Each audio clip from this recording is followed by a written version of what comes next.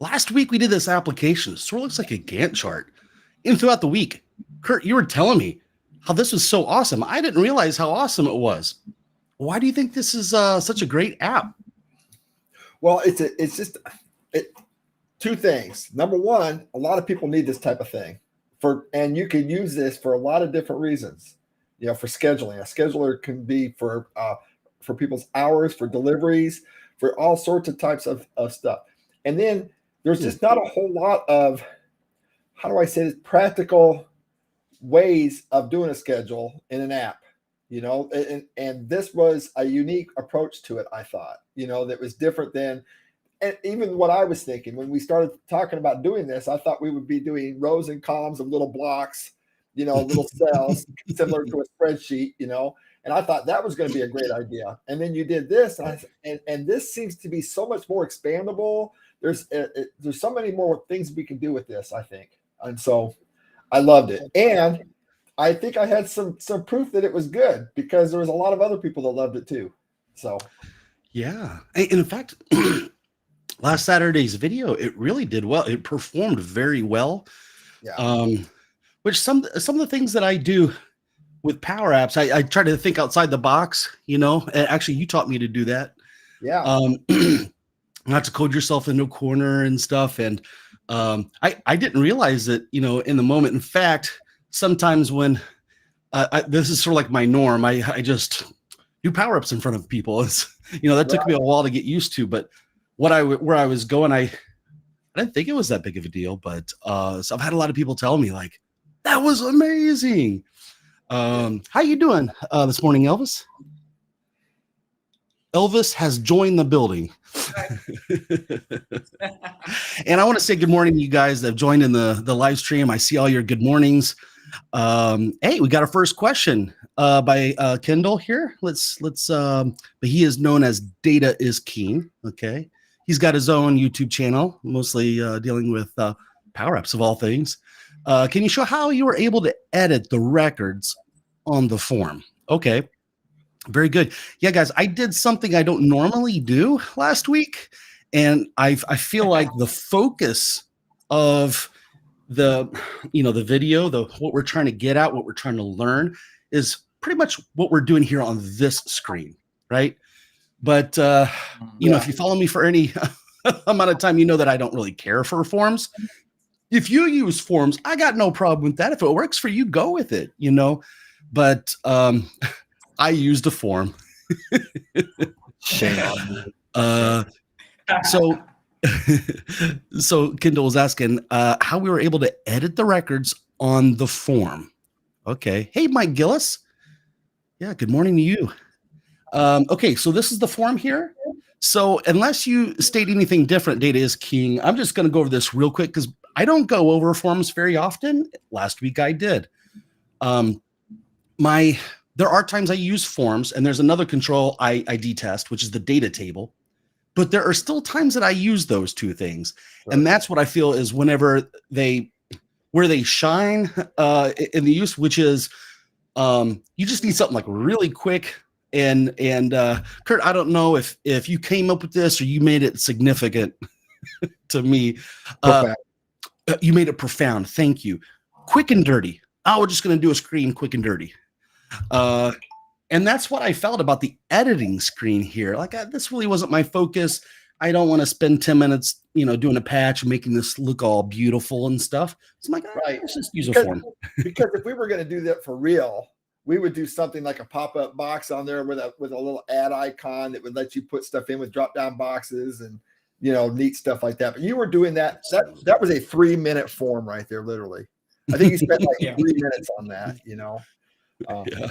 Just to get some data in there, because even that front end stuff that we spent most of the time on, you still had to have some CRUD stuff. What's CRUD stand for, Elvis? Do you know?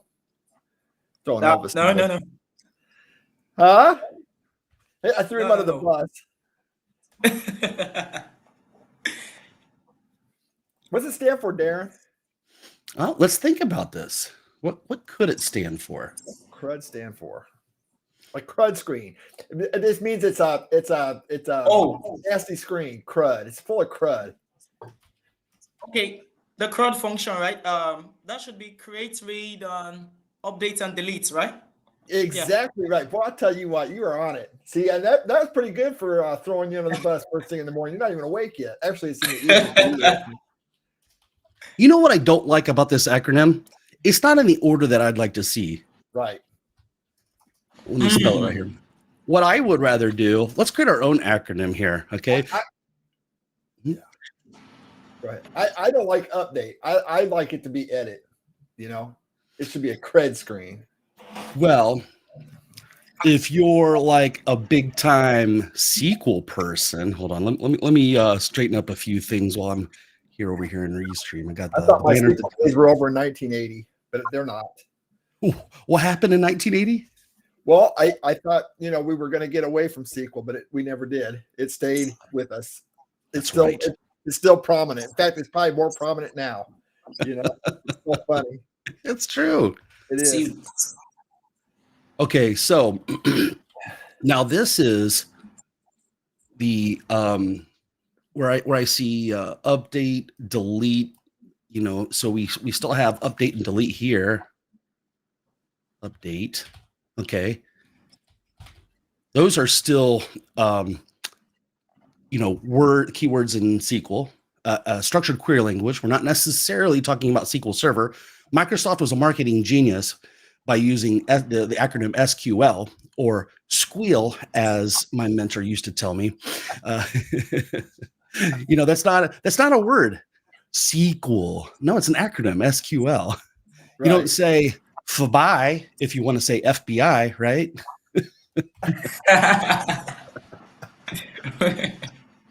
So this is what I like. And look, they all have, this is all symmetric, 6 letters in each one. Select, insert, update, delete. If we're talking, so if we made up our own acronym, it would be SUD. That's not a good acronym, is it? No. SUD. We spent way too much time thinking about this already. But what's that, Kurt? We spent way too much time thinking about this. We have. But, you know, I don't know. I feel like this is almost halfway a reality TV show. This is reality, guys. This is how we hang out. This is the way Darren and I communicate all day, just like this. It's all over the place. 50% humor, 25% work, and 25% smiles and cries. Yeah. There's a quote from a movie somewhere like, what's the answer to life? Or what's life really about? Smiles and cries. That's all it's about. Yeah. So, somebody talk just real quick. I gotta say this now that you said that. Yeah. Somebody told me that if you can laugh, you cry, and be angry all in the same day, then that was a day well lived, you know? Okay. Yeah. Laugh, cry, and be angry. And Kindle has a message for us here. Squeal will never go away. You know what the phrase that I heard just yesterday from a channel I really like, it has to do with coding. And he played a clip from another guy who is a founder of an AI company. And this guy says, there will be no more coders, no more developers in 5 years. And he just said it matter of fact. I don't know how he knows that, but if you do look where AI is leading us, it's doing so many things. And I believe what's going to happen is you need to be good at working with the AI to generate code. And that's where, and I think a lot of people will give up on coding because there won't be quite as many jobs. I mean, if I can complete a whole app in a day or two, full stack, you know, there's probably, the problem is programmers have never been able to keep up with the demand of the business. You know, you have an IT department within a business. So all these departments, they all need their apps, you know, and those canned pieces of software. Kurt, you told me this. It's hard to find a canned piece of software that satisfies all your business needs. So I don't know, this whole supply and demand, coders have always made a good amount of money, and really doesn't require a degree as long as you have the experience. And, you know, if we can increase the output of developers, and that's why I love Power Apps so much. It's a rapid application development tool. Well, AI makes full stack development a rapid application, a RAD tool. in a way. So I don't know, it'll be interesting to see how things go over the 5 years.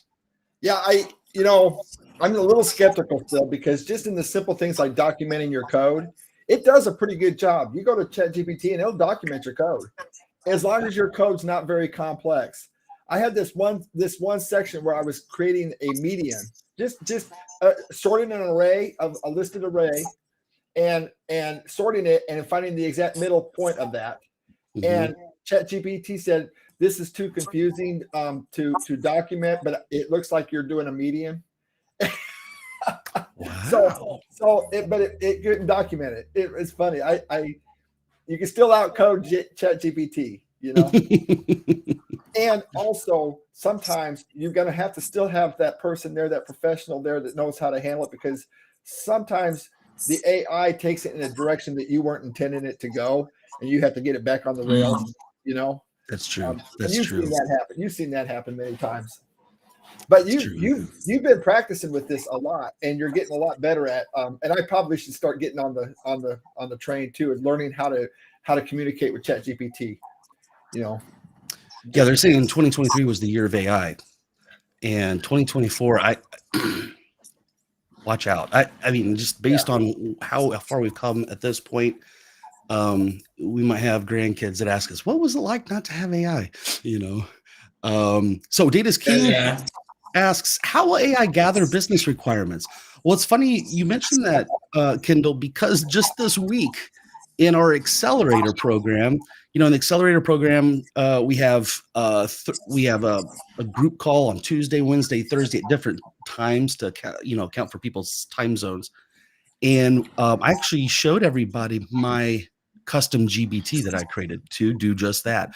Gathering requirements used to take me so long to do.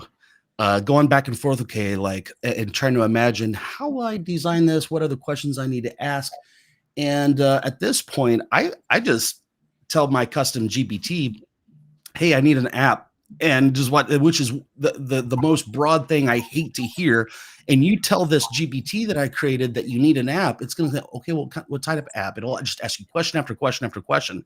And at the end, you say, hey, go ahead and generate a full project requirements doc and business, a work a proposal for your client. Like you're a freelancer, you want to give them a proposal, and you want to have a listing of all the screens, database tables, the whole data dictionary. And when you work up a quote, you can have it itemized by screens and reports and modules and functionality, or I guess you call it functionality, different components, user stories. And then when you quote them a price for $15,000 for the app, they're like, whoa, that's a big, but if they look at the proposal, you have it all, the numbers, how much you estimate for each screen, each report, each user story, however you want to break it down. And then that's a lot of money. I didn't pull that money out of thin air, those figures out of thin air. It's like, well, 15,000 is way too much, Darren. I'm like, oh, hey, no problem. Just pick the screens that you could live without. Maybe you don't need that report. Maybe you don't need, maybe we could do that in phase 2, and it justifies the amount that you're asking for, because they might say, no, I want everything. It's like, okay, well, how are we gonna change this up? So I should probably provide, now that I mentioned it, I did post it in LinkedIn and also my Twitter. So if you guys follow me there, it is there. But what I should, but hold on, Darren. But can we just for a second? I keep doing what you're doing there by all means. But I'm just saying, I think what it needs to be talked about just a little bit about how you handled that in the accelerator. I thought it was a really cool demonstration, and this kind of shows us what accelerator is about, right? The accelerator program is about taking things to the next level and getting there quickly. And you were somebody actually, the whole reason why that presentation even started was because one of our accelerator students actually had a problem, and they were trying to restart their program, and they were like, just this gathering requirements, I'm just wondering if I'm even on the right track. And then that's when you brought this thing in and said, well, let's just take what you got and throw it into ChatGPT. And then it just went, it just ballooned up, and everybody just went, wow. I mean, it was a very big wow moment, Yeah. I thought it was pretty cool. And I thought it accentuated what Accelerator does. And I don't know. I know we've got some Accelerator students out there in the live thing. I know, Nick, you were there. I'm sure that you probably have some thoughts about it too. But I just wanted to express that before you moved on too quickly from it, Yeah, absolutely. Thank you for that. Yeah. I'm hearing a little bit of an echo. I don't know if it's just me or if anybody else hears it. Maybe there's like a feedback. Maybe my speakers are up a little too loud. I do get a little bit. It sounds like little scramble sound in there. Yeah. So if you guys do hear that, I apologize. If I can identify what it is, I'll fix it as soon as I can. Live streams are it's a weird thing, but I know you're probably wanting to move on from this topic, but I just want to put one more period on that thing. Sure. Okay. So when it comes to this chat GPT and AI, I am a little bit concerned. I remember in the 90s when some of you guys were coming up as Windows programmers, I always thought, okay, what happens if Windows isn't going to be around? What happens if Windows goes away? Can people actually program? A lot of people couldn't, because if you came up in assembler and some of the DOS programs, you would have a better chance at programming. I wonder what happens when we have all this AI going on here and people can't think for themselves after a while. How can they? What happens if you have to gather your own requirements? What happens if can you know how to do that? So I just guess I wanted to say that to say I want to encourage people to continue to work on this kind of stuff. Continue practicing long division, even though you have a calculator. Continue practicing long division, even if you have a calculator. Because we want to be able to stay sharp in our minds, and we want to be able to think for ourselves. You stole my thunder, Kurt. I was going to say, by using a calculator, have you forgotten to do long division? Gee whiz, maybe I have. I mean, addition, subtraction, multiplication, no problem. But like long division, complex division, I mean, that's just arithmetic, right? Well, and then real quick story. My son was in 4th grade, and I took my kids bowling one day, and we wanted to figure out the averages, and I didn't have my calculator. It had been so long since I've done long division. I couldn't remember how to do long division. I had to have my 4th grade son do the long division for the averages. I from that point, I learned a lesson. You know what I mean? So it was funny how that worked. Yeah. Yeah, I forgot what I was about to say. Sorry. Yeah. Okay. Here's another example. So I can tell you exactly how this really affects me now. Is like, you spend so much time on vocabulary and spelling in school. With modern word processors, with grammar and punctuation and spelling, especially. I don't know. Was that a help or a hindrance? The fact that I can't spell a lot of words anymore. Because even the word accelerator, I would misspell it over and over again. I was like, oh, there's only one L in there, So without having spell check, I believe that my spelling skills have sort of diminished, maybe even grammar. I'm like, well, I'm just going to type it the way I would say it, and then it's going to tell me if I need some more commas or something, Yeah. Okay, so I'm going to go ahead. Look what Adam M says. I used to know phone numbers of my friends before cell phones, but now it's all phone book. Same situation as TET removes the manual effort of any task. Yeah. Yeah. I do see bread and cheese. Now I want to go back and make sure. So this is my GPT. I shared the link to it in the chat, so you'll see it there. I just want to answer Kendall's question here about the form. Okay, so here we have the form. I need to adjust myself and us, our little mini me's and everything. Make sure this looks right. So this is, of course, is a form. And there are a few functions that you need to learn while working with the form. You have submit form. And I believe back on screen 1 on the click event. Now, this is funny. Nothing's going to show up until I go in here and select last Saturday, because that's where all our test data is at. So I'm going to select that. I'm sorry, the 9th. There we go. And if we look at this, if I click on the plus sign, what happens? Well, I call the new form function that tells that form, hey, reset, because we're going to add a new record, okay? And then we navigate to the screen. And then over here on these individual labels, what do we have for the on select here? Well, let's open this up. Let's see what we have. I'm going to format the code. we're using an edit form there. So new form, edit form, submit form. And of course, then we navigated and passed in a reference to the record that needed to be edited. So I don't know, Kindle, if that's what you were talking about, is how did we do the the edit screen? We're just using a form, using those functions. Let's see here. So Menti has commented, where is the line between the need for a developer and AI? It seems no boundaries and overlapping. So I don't know if you guys know this. For those of us who either have been coders, programmers in the past, or maybe you might get into more coding, in the future. The AI in the developer world is, in my mind, bonkers. You can use something like VS Code, maybe even Visual Studio. It seems like there's more tools for VS Code. And you download all these add-ons, and it will integrate AI with what you're working on.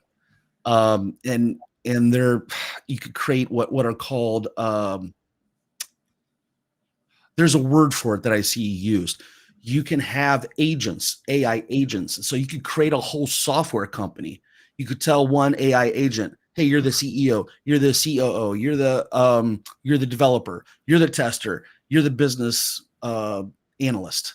Okay, you're the project manager, and have all these little AI agents. Like you'll say, hey, this new project came in, like maybe put a sales guy in there. Hey, I just sold a program we need to do. It needs to do time boxing and whatever.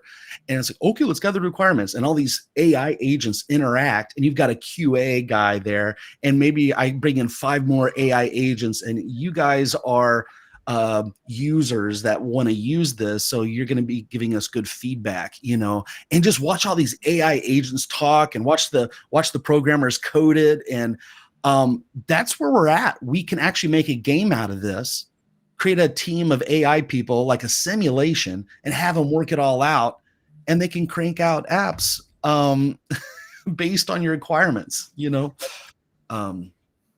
so.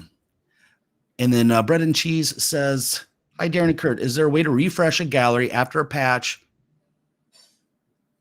Yes. So whenever you patch a Dataverse table in that gallery, so I have a gallery here. Let me move this around.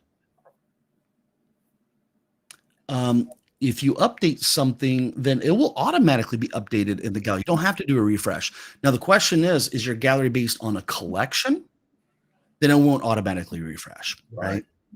So after you do the patch, if you have a collection, well, you want to do a clear collect on that collection and bring that data or refresh that data in there. Or maybe even you patch the data, then you can patch the record in the collection. So that would probably not require a round trip back to the server, Or you could just wait and do your patch when you're getting ready to leave your screen. Like if you have a lot of edits that you're doing, go ahead and do the edits into the collection, and then just post the changes before you leave. It's true. One thing that worries me in a scenario like that, and I'm sure you've dealt with this before, Kurt, where Sally is a user that uses your app, and she likes to go in and make a bunch of changes, and she's sitting there and she goes off to work or go off to lunch, and she gets distracted. She never leaves that screen, and then all of a sudden the Power Apps session expires. I've had that happen. But it's all lost, and she's like, I put it all in the program, and now it's gone. And now you've got to deal with the user as a complaint. Like, it is an issue. I spent 5 hours on this thing and it didn't save anything. It's because she never left the screen, right? Yeah. Well, then you got to worry about dirty reads and stuff too. If you're editing a whole lot of stuff in a collection and somebody else is editing that same record, what do you do? So there's a lot of things to consider, and obviously it's your use case scenario. Like, you got to take all that into account when you're gathering your requirements. Who's going to be working with it, So I used to know phone numbers of my friends. Oh yeah. I don't memorize. It took me a while to memorize my wife's phone number. Let's see here. So Kendall says, I was trying to update the existing records. I usually use update if. How did you set this up? Well, I didn't use an update if or a patch. What I used was a form submit. So, I don't know if you've ever used a form, but it's pretty straightforward and simple. Just those functions. Okay, so let's go. What is VS Code? Okay, well, it is a code editor. I believe the whole editor is written in JavaScript or TypeScript, which sort of blows my mind. Having a whole editor written in TypeScript or JavaScript. Yeah, and HD said, Visual Studio Code. I'm glad you said that because, I always thought Visual Studio Code was an abbreviated version of Visual Studio, where it just took all the bells and whistles of the navigating around it and down to like maybe a lot of dot prompt type stuff where you're just typing in code. That's what I thought it was. I'm glad you said that. Yeah, let me sort of show what's going on here. So I probably need to get rid of my little overlay at the top. Okay, this is VS Code. It is sort of like Visual Studio, but it doesn't have designers, and some people believe that Visual Studio over the years just been bloating and bloating and bloating.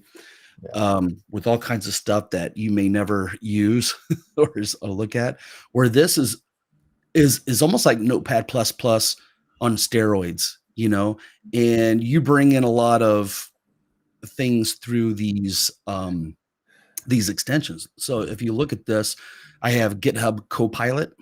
Okay, so everybody knows what GitHub is. It's a sort of like a huge Git repository that most people use. A lot of people use it for open source projects. And then there's also Google Cloud Code. This is something that came out, I believe, recently. I sort of want to stay on top of this because at what point does all this AI generation pass up the progress I can make in Power Apps?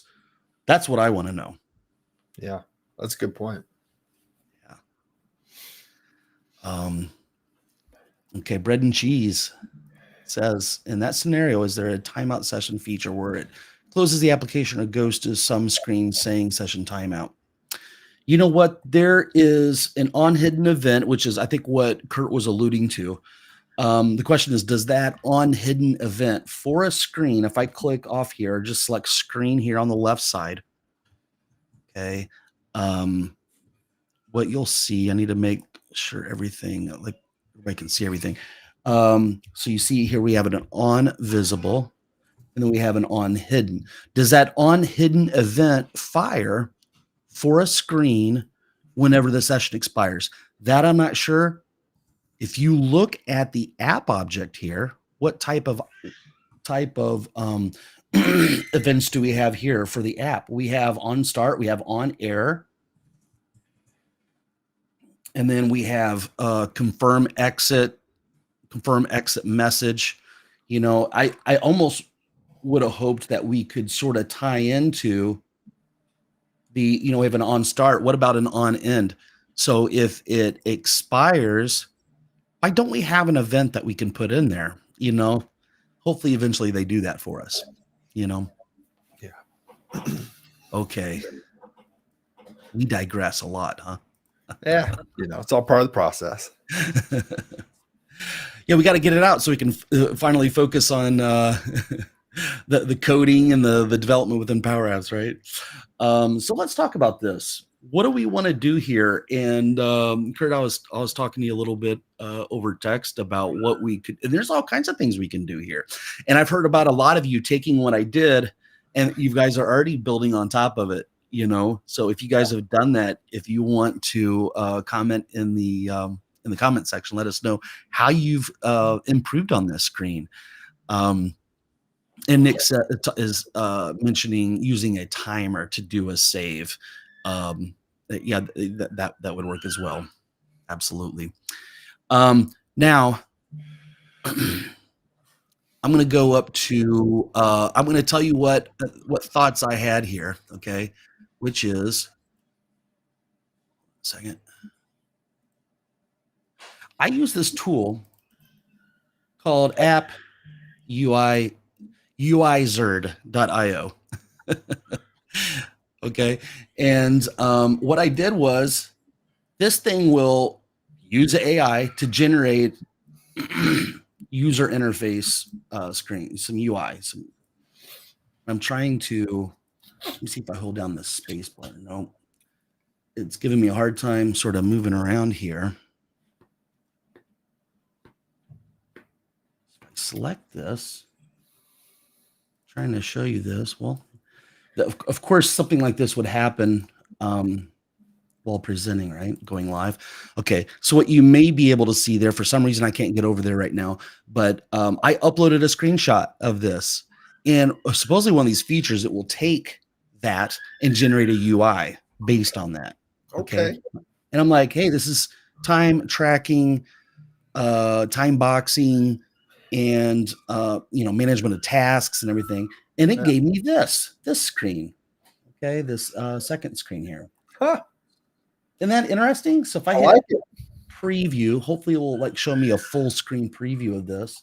And this might give us ideas for some good edits to our little app here, you know? Absolutely.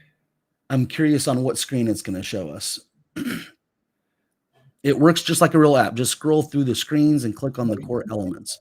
See, to me, this is what AI really is a great tool for. You know, it's coming up and helping you use your imagination a little bit, you know? Absolutely. I saw this comment. I think it's funny. UIs need a feature to convert it back to Power Apps. That would be great if it would convert it.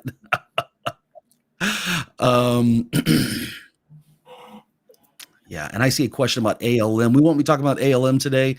That's a little bit out of the scope of the topic that we're covering, but Kurt, we do need to have some material on ALM and doing automatic deployments and such. Yeah. Okay, so I've got an ALM. I say, hey, Darren, could you get that deployed for me? That's how my ALM works. It's automatic. It works great.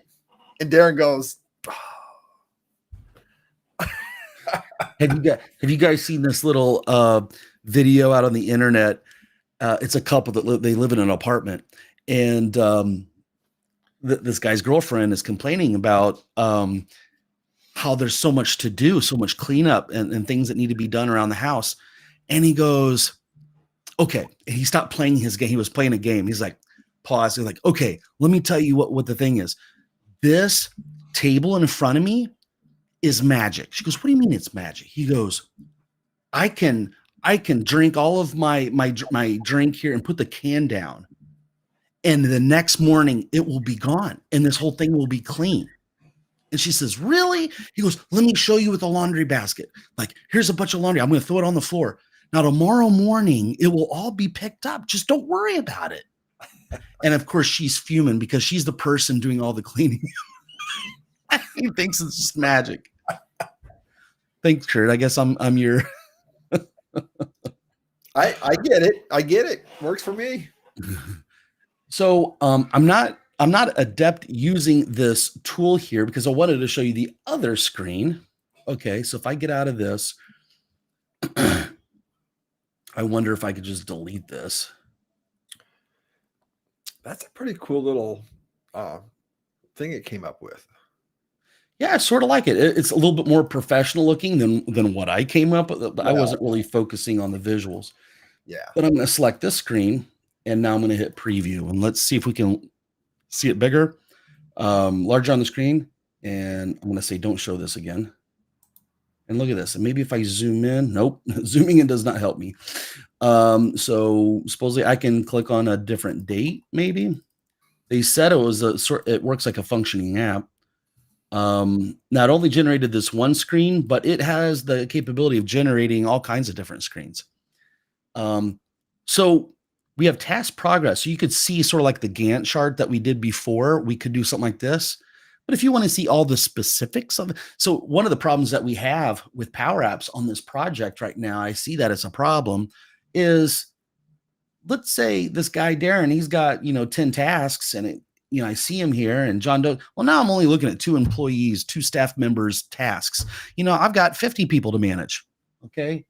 So maybe it would be good to see something like this with these bars showing up the time boxing, and then all the details for each of them down here. And then we could see each of the people listed here. I don't know if that's necessary because we have them all listed here. And then we have a full calendar here that we could use to select it. Oh, of course, we have a date picker, right? So that's an idea, right?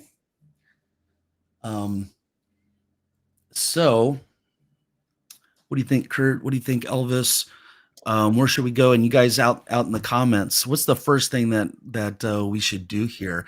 I do see I added a flow in Power Automate to this app that sends a person an email with the new task with all the details. Well, thank you for bringing that up, Kendall, because how I do that, I always build that into the app. I don't use Power Automate unless I really need to. And in this case, whenever somebody adds something, it's there in the app. So I would probably just, it probably would take me a minute or two to pull in the Outlook 365 connector and send off an email from this.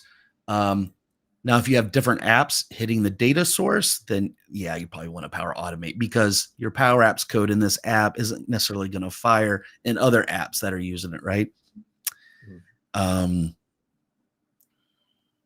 Yeah. So I think it would be neat if you had employees, if you had different people looking at this screen, bring this up, that if you could have like a first shift, second shift, third shift, and 24-hour representation of your tasks in that same window.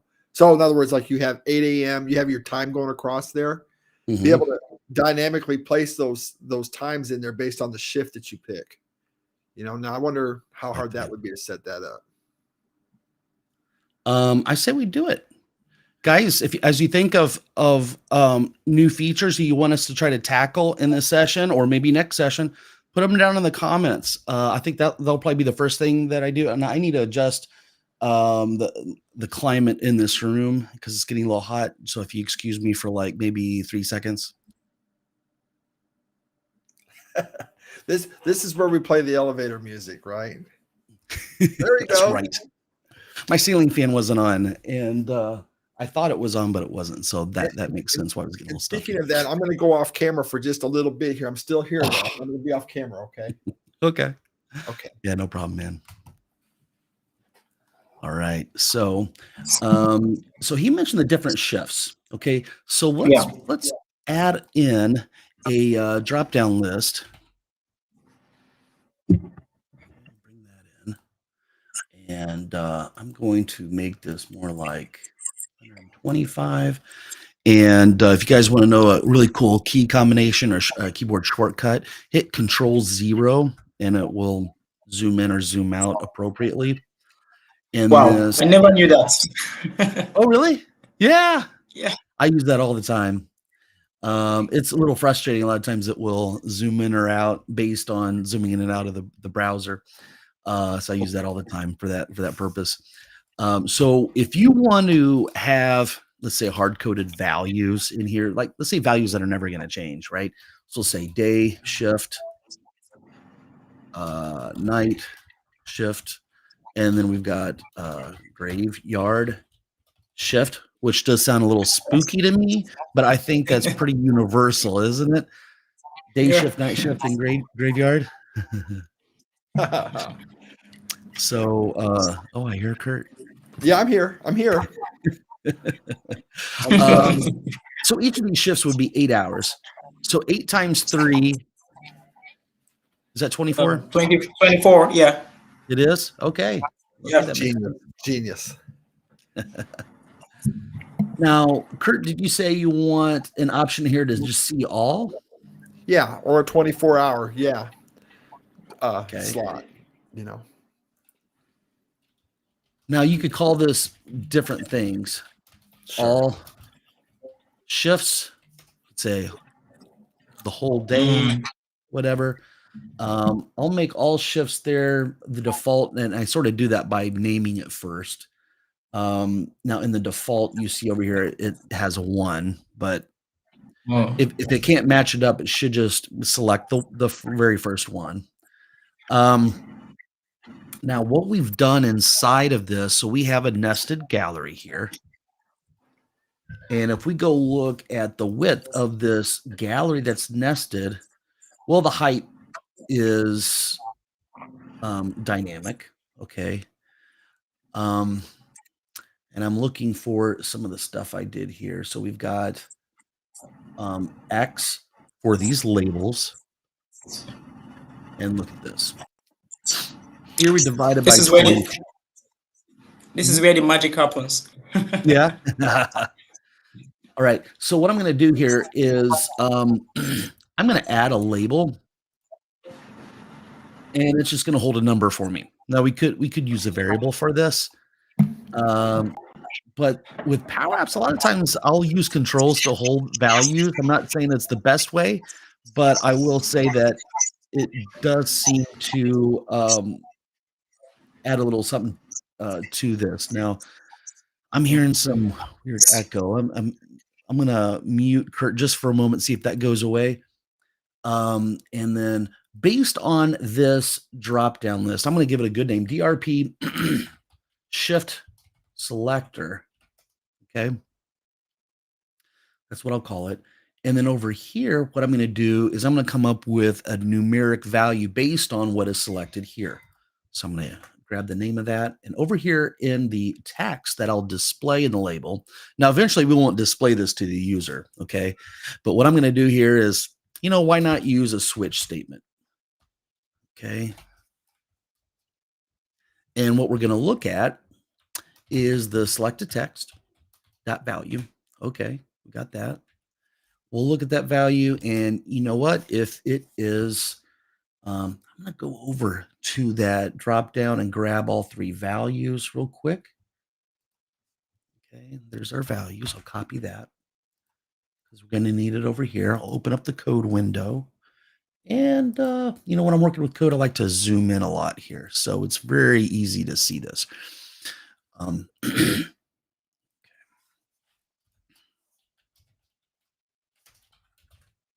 So there are the shifts. And you know what? All shifts, I think I'll make that the catch-all or the like the else. Okay, like the default. That's right. Default, yeah. So in C, C++, maybe even JavaScript and other languages, in a switch, you got a default at the end, right? Yes. Yeah, very good. All right, so the day shift, you know what? This is actually really simple. All the shifts are 8, right? Except the all, so why would we use switch? In fact, I misspelled switch. I'm going to make this an if because this is actually a little simpler than I was thinking. If that is, I like to drag. Have you guys ever dragged code around inside the editor? Let me see if that works. Nope. Yeah, look at that. Wow. You can, and I've known that from back in the days with Visual Basic. You select some code, select a block of code, and you just move it around. Okay. This is why I love Saturdays. Yeah, it's like a big serendipity, right? You never know what you're gonna get. Instead of chocolates, Darren's live streams are like a box of chocolates. You never know what you're gonna get. Exactly, it's like a mystery box. All right, so let's look at this. Now we got 24. If I select day shift, it's going to be 8. Night shift, it's going to be 8. Graveyard shift, it's going to be 8. Okay. Now, is using a control to hold data like this a good idea? Well, it's probably not the most efficient use of memory. What we could do is we could take this, and I'm wondering if I went into the app formulas, if I said fx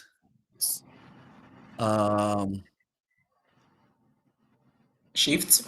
hours Okay. for shift equals that with a semicolon. I hit format text, and it likes how everything's formatted.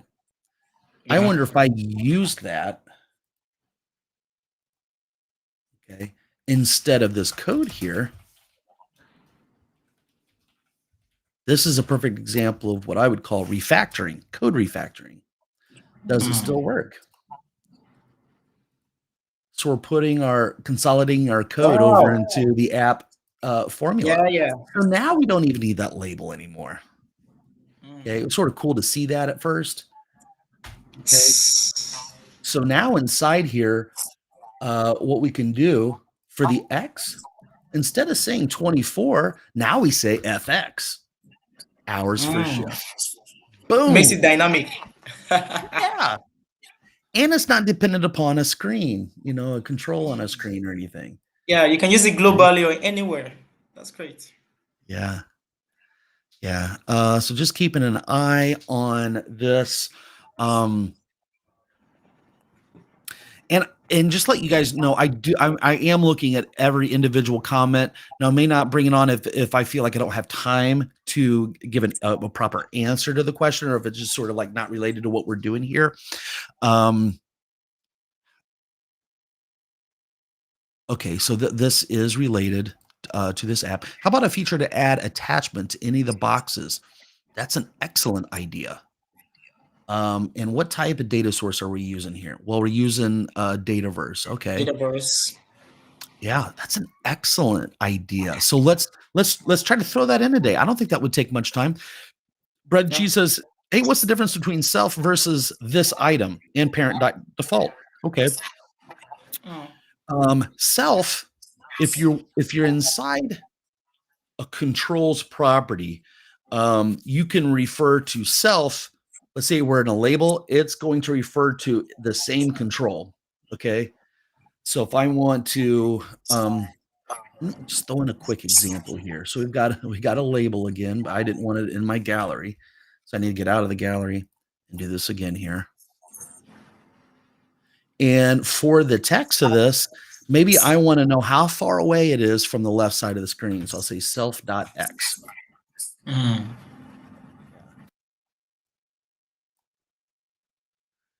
Okay, look at that, 822, and I move this thing around, and the value changes in it. Isn't that cool? Wow. So what does self mean here? It's referencing the same control. Yeah. Now, I'm going to try something out just to try to figure out the noise. I'm going to try to figure out if it's me because it's only you and me on here. So I'm going to just take you off just for a moment, and I'm going to continue to talk. And I think the noise is gone. So, Elvis, I think what I'm going to do is I'm going to lower the volume for you to try to get rid, because we're hearing some like feedback or some echoes. It's almost like I don't know what it is. If you have headphones, maybe that would help out the situation. But I know I'm going to get complaints from like, there's echo the whole time. Okay, so that is self. Okay, now if you want to use this item is used, dare I say, the only place it's used is inside of a gallery. Okay, or inside the template of a gallery. So if I go into this thing right here and I look at the text being generated, I'm working with this item. This item allows you to get at the underlying record for the record that you're on. Okay. So that's what we do. We go grab the task name here. Okay. And I guess I knew that already, Darren, but I'm glad you said it the way you said it. It's that this item works as long as you're in the template of the gallery. If you go into the on select or of the gallery, you're not in the template anymore. And so this item would not work. And I guess so you would have to do that. Yeah, you'd have to use the gallery name to do that, right? So that's interesting. There's a little bit of a distinction here. There's an exception. I'm sorry. Because if we look at the nested one here, what do we have? What are we looking at? There is somewhere, it's in the query. So for this nested gallery, if I go into items, do we have items? Yeah. Look at this. I'm looking at this item. Yeah. Well, this item is not the current, it's not the nested gallery. It's talking about the gallery that we're in. So it still holds true, but I just didn't want somebody to get confused by that little nuance here. We're working with nested. So we're sort of inside this template of the parent gallery right now, right? So the parent template is going to take precedence over all the nesting stuff with this item. This item is going to be prioritized to the parent. Yes and no. Okay. So inside this is a great question. This is a great, not only that, but you saying that is going to further help me clarify this because it needs to be clarified. Yeah. Okay. Here's the nested gallery here. And you know what? I'm going to give it a border of 10. So we know where maybe 10 is a little too much. Let's go with 4. So you guys people pay big money for this, by the way. Okay. Yeah, which means this is going to be on the test, guys. Yeah. If you were to take any of Kurt's courses. Yeah. Now look at this. We're looking at the items. This item. So what was it that you just said, Kurt? That this item. So that this item is going to be prioritized toward the parent template. We said originally that that this item works in the template of the gallery. If you're outside of that template, it doesn't work. Well, now in this nested one, you're in a template of a template. Is what you're in. So that this item is going to get prioritized to the parent's template. Is that an accurate statement? It isn't, but I love the fact that you said that. You remember what you said because I need to clarify this more. Let's do it. Okay. Let's do it. If this gallery that we're currently in, we tried to say this item, well, this is the data source for the whole gallery. You cannot use this item in the items. It's the data source for the whole gallery. You talked about it being prioritized. No, you can't use it in the item. You cannot use this item. Now, what are you talking about, Darren? You're using it right there. Well, this is a weird situation where you have a nested, okay? This item in a gallery cannot be used unless you're a child gallery. And in that case, you're looking at the parent, okay? If I go here in the parent gallery, here's this item. Let's say I said, filter this based on the name. I know this is Dataverse, so I know there's a name column, right? Yeah. Equals this item dot.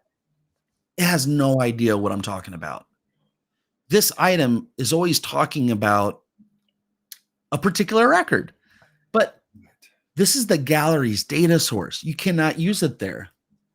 And the only way of getting around that is if you have a nested one and you're talking about the data source of the nested one. Okay.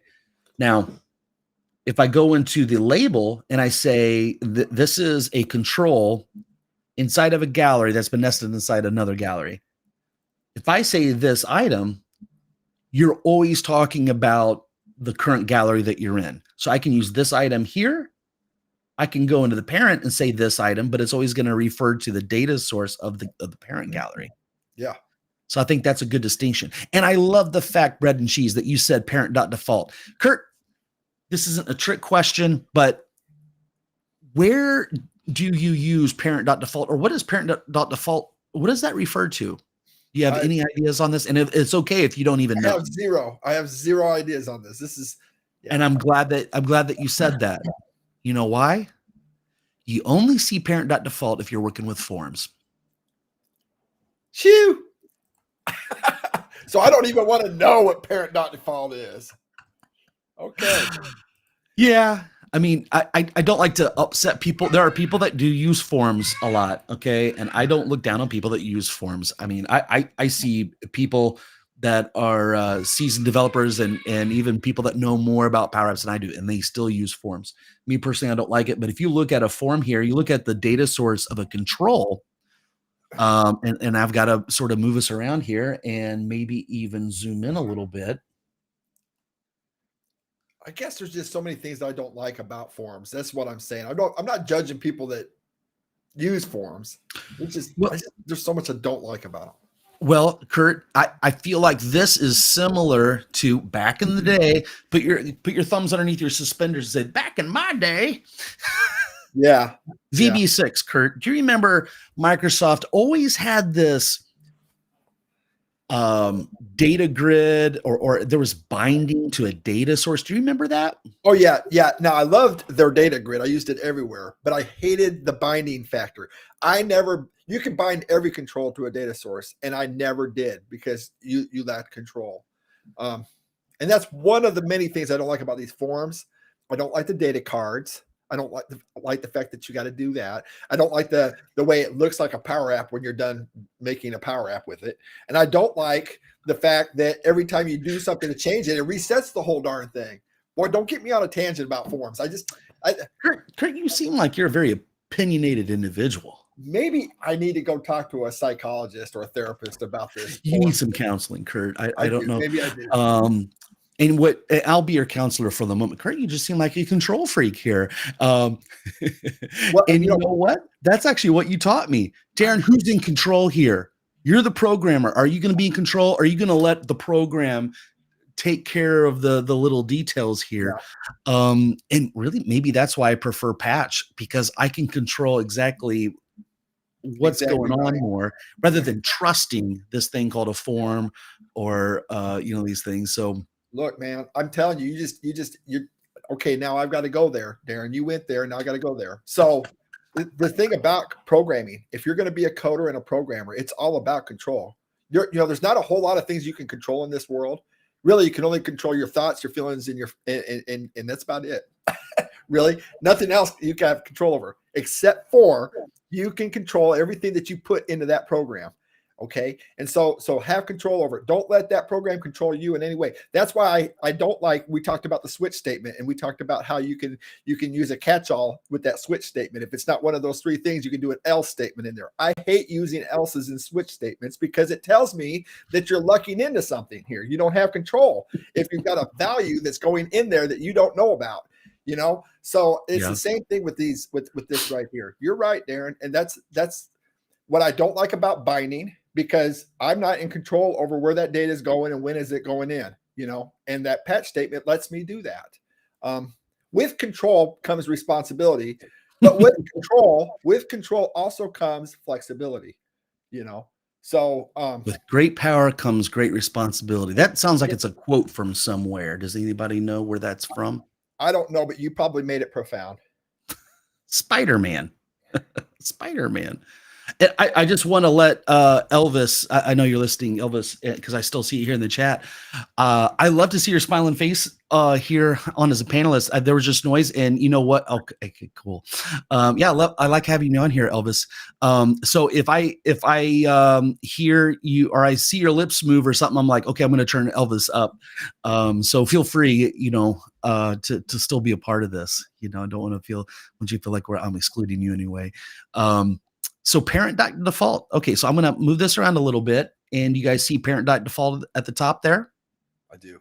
Okay, so if we want to get at there's what's the parent inside of a form where you see parent.default? Well, the parent is a data card. And I should have asked you, Kurt, what's a data card? Because data cards, I would say almost always are inside of a form. Now, that doesn't mean that there might be another place where I've seen data cards. Maybe those are an adaptive cards. Does anybody know if this control, so if I click on this, look at this, I have this thing selected and it says card. Are cards, the card control within Power Apps, are they used anywhere else besides forms? I would love to hear that, because that's the only place I've seen it.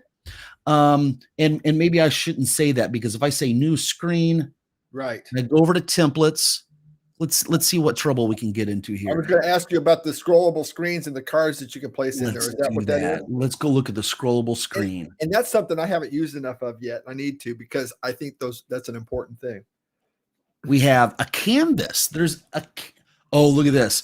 It says canvas here, over here on the left. Look on the right. Fluid grid. Fluid grid. Control is called a fluid grid. Wow. Now, if I go over here and I want to insert a fluid grid on the screen, it's not there. Wow. So sort of neat to know because I can take this little canvas. What's inside a canvas?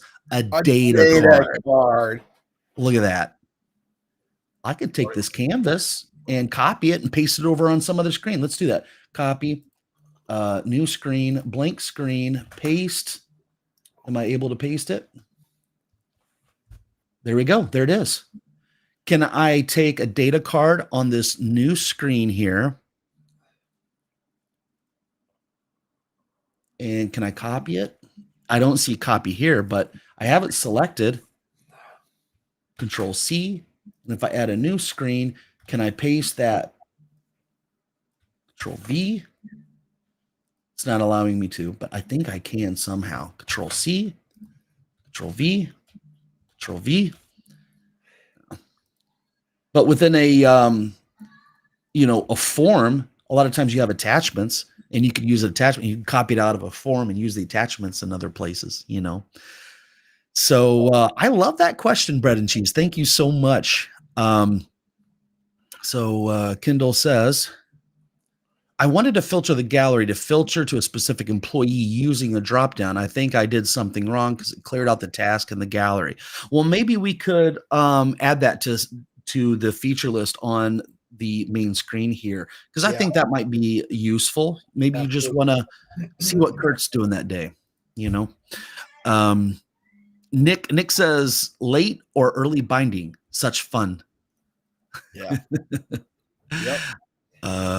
And then can you build your own card, your own data card as a component? I would imagine so. I don't know. I haven't tried that, so I really can't speak to that too much. So could you talk to us neophytes with the Power Apps? Sure. What's the point? What is the point of the data card? Could you just explain that to me? It is a grouping of controls in, for example, a form. Okay, because look at how many controls we have here. We have 4 controls for that one field. So if this was a required field, you've got a little red star that appears. Okay, if you try to save and there's an error regarding that field, the error will display in this control. That's not, you can't really see anything because there's no errors, but it will appear once there is an error. Okay, in fact, let's go. You see parent.error. Yeah. Okay, so this data card is representing that field. Okay, and then we've got this is a drop down. Oh, it's actually a combo box. And then we've got another label that's holding the name of the field. Okay, so what is a card doing? Well, it's grouping, it's container. It's going to hold all these controls, but it actually has a few more things. Okay, so let's go look at all the properties we have for a data card. Okay, oh, here's an update. What's an update property? Oh, well, it's going to look at data card value 5. It's a text box. Okay, what is being used here? So when it's time to actually save the data, to update the data source, it's going to go to this property within the data card, within the form, and say, I'm going to update that field in this data source based on whatever is selected in that combo box. So if you don't use choice columns, and I recommend stay away from choice in SharePoint and Dataverse. I hate it. So I would recommend you not use it. Now, somebody can make a case, well, they're useful for this or that. I just don't use them at all. Hate's a strong word. What's that? Hate's a strong word. Hate's a and also never. I never use that. That's a very strong word. So let's say we've got a lot of times we've got let's say a priority. We got priority here, and I actually did this just last week. So priority and task status. Well, those are just string values. Okay, let's go look at this. Let's go look at tasks here. What do we have here for priority in status?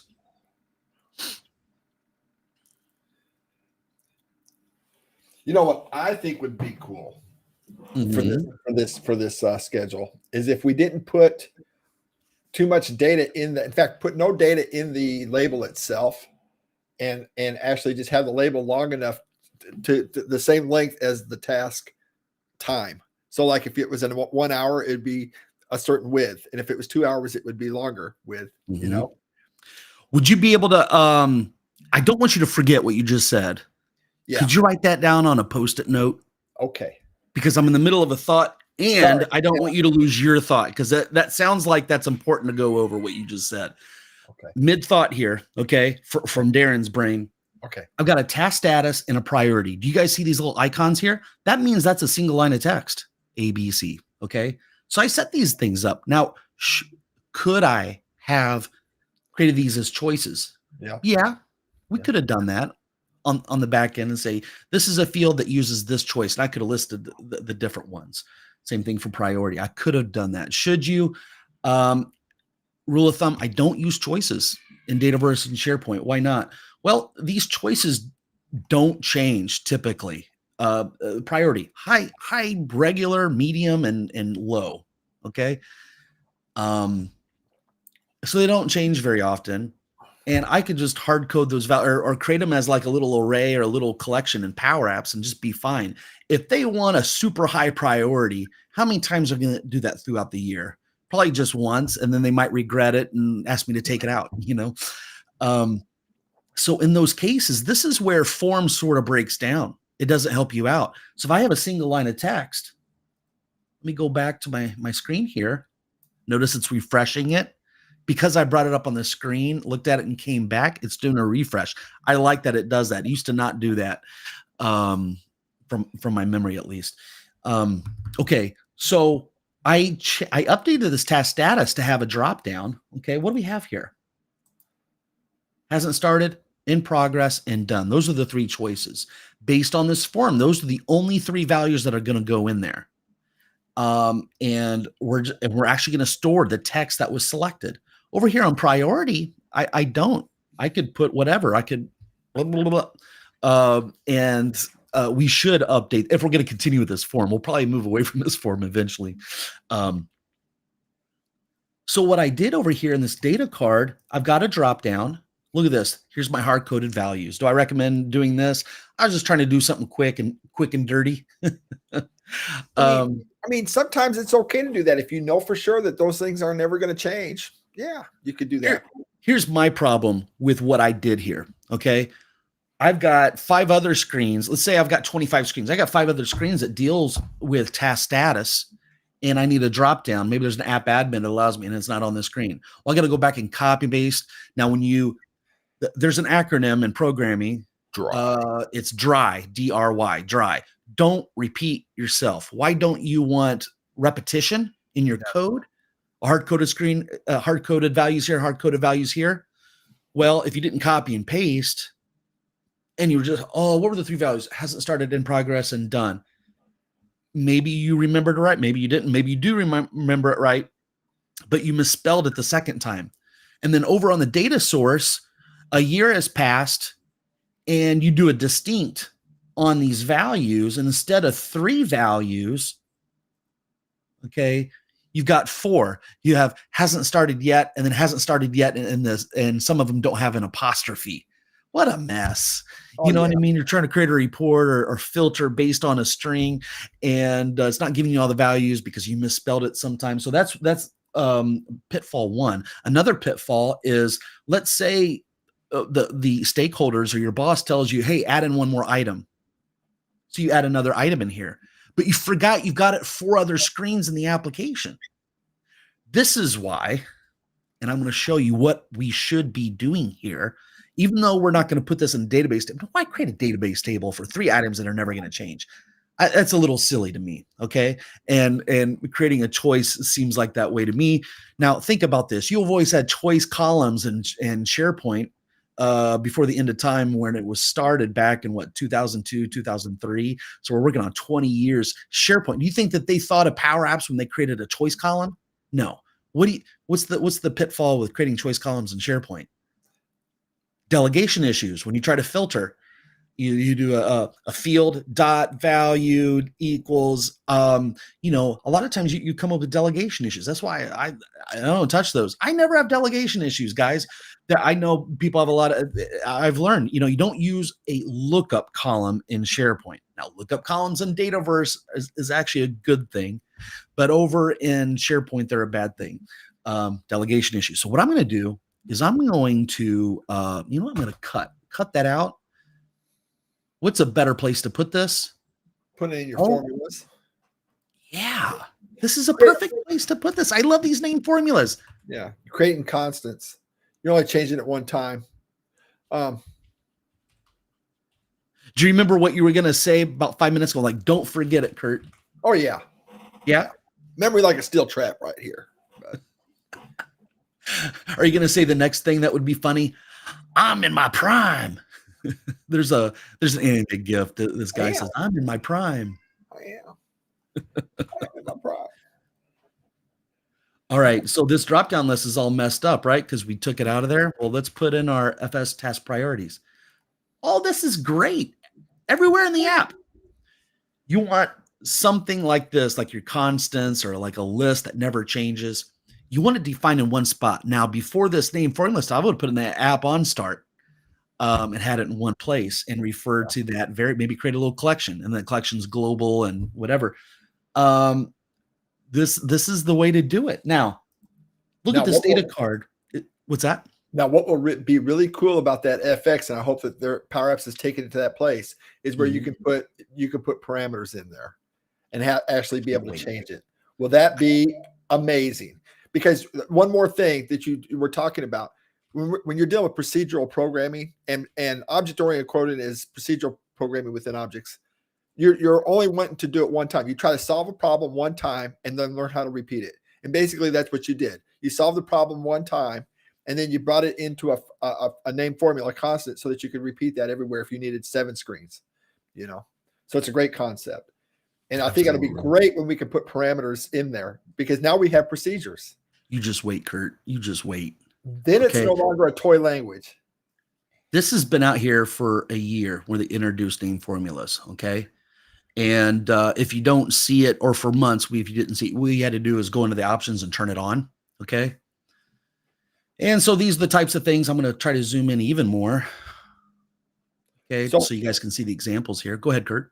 So while you were doing that, Urs just asked a question. And where is the advantage in using a name formula over a global variable in the app start? Did you want to go there? Sure. Yeah. So there is another blog article that you guys will want to check out. And let's say Power Apps start screen. And then we'll also say on start. And it should be the top one here, the official from Microsoft here. Boom. So October 2001, about 2 years ago, a new declarative alternative to navigate in app on start. Usually you put a navigate in there. Now you can't do it. I think there might be a option you can turn on to still allow it. They explain it in this article. Okay. These are really good articles to really take your time and read them. It's going to change the landscape of Power Apps. Okay. Look at this. What they explain here is app on start a lot of times gets really long. And everybody knows you can do Power Apps inside of Teams, right? And it's almost like a different flavor of Power Apps. And a lot of people hate it. People that are used to the regular type of Power Apps. Well, you've got Power Apps inside a SharePoint list edit screens. You know that? You can go to a SharePoint list and say, edit form with Power Apps. And it's like, oh, I can do this in Power Apps now, And then inside of Teams, you can create an app inside of Teams, okay? Inside of Teams, what they explain in this article is apps are taking way too long to load up because what it does in order to show the first screen, it's going through and processing all the code you have in app on start. These things are just, maybe it didn't need to happen right at the beginning. So what they wanted to do was sort of say, okay, you want to specify what screen you go to, well, now you've got a start screen property you have to deal with. Yeah. App start screen. And so the reason you don't want to use, you want to use app on start as little as possible. Microsoft wants to move away from it or almost remove it. So if they decide to do that, be prepared for that. Now, if you have 50 apps out there and you used app on start and like, you know what, my apps load just fine. I don't mess with Teams. It works just fine. I'm going to keep doing it the way I've always been doing it. Okay. Well, pretty soon they're going to remove the ability just like they did to use navigate inside your app on start, you're going to find yourself with 50 apps that need to be updated that don't work. And the users are like, I can't do my work. Agreed. And I think what's going to happen is when they parameterize the deal with the FX, I think it'll go away. I think you're right. I think OnStart will go away then. There's one other thing I think we need to talk about real quick in this, because Irv was talking about somebody mentioned there's a performance gain, and that's exactly right. Because what happens is if you have a name formula, I believe that is the same as a constant. Now you got to remember that Power Apps is an interpreted language, which means it's going through every line, and there's a machine out there on the web that's interpreting this language, and it's creating code for that. Okay, so what happens is constants get resolved before that interpreter even kicks in. Okay, so it's actually going in and grabbing all the constants, all the values, and putting it somewhere in memory, and that's where it knows it's there. Now, if you put that in a global variable, what that does is that puts it in a stack. And so now this interpreter who has to perform this code has to go down into the stack every time you ever address that variable. And that means a stack is exactly that. It's first in, last out. So global variables get resolved at the beginning of, right after constants, global variables get put in, and they're at the very bottom of the stack.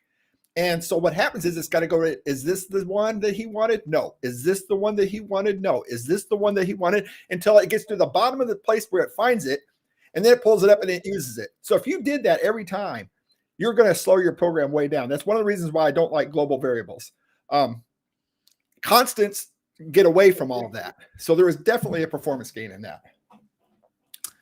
So guys, that is the download from somebody who used to code in assembler and C.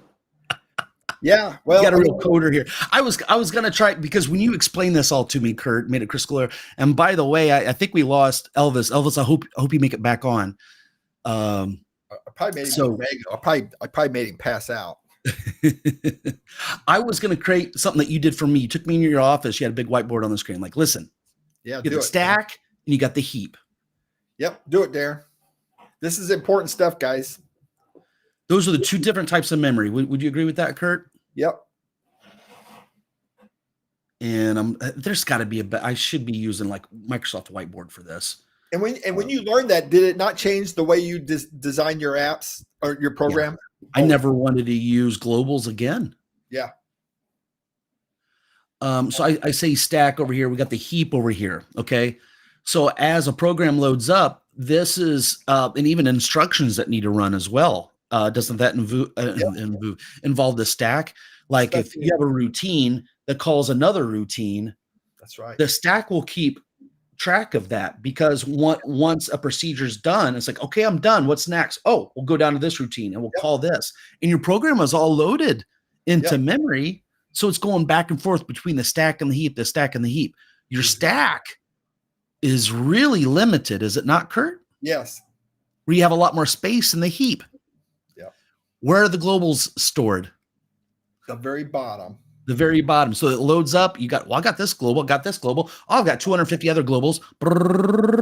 Okay, now we go to a procedure called app on start. Okay, let's go run that. App on start, blah, blah, blah, blah. And then we got a screen loads up. Okay, let's go to the heap, the right side, and actually run this code over here. And over here on your screen, you reference a global. Where's that global at? It's way down here. So it has to, shall I say, a pop? Like, give us a little bit of assembler here, Kurt. You got pop, you got a peek, and a push. You got push. Yeah. So what you're doing is you're loading memory. I don't want to do the syntax of that, but I do want to explain what's going on. Because push and peep and poke, those are just like, what in the heck, poke? When you're poking memory, that's when you're looking at memory. Anyway, so what you're doing in essence, let's say you got two variables that are global that you're adding 2 + 2 to X and Y.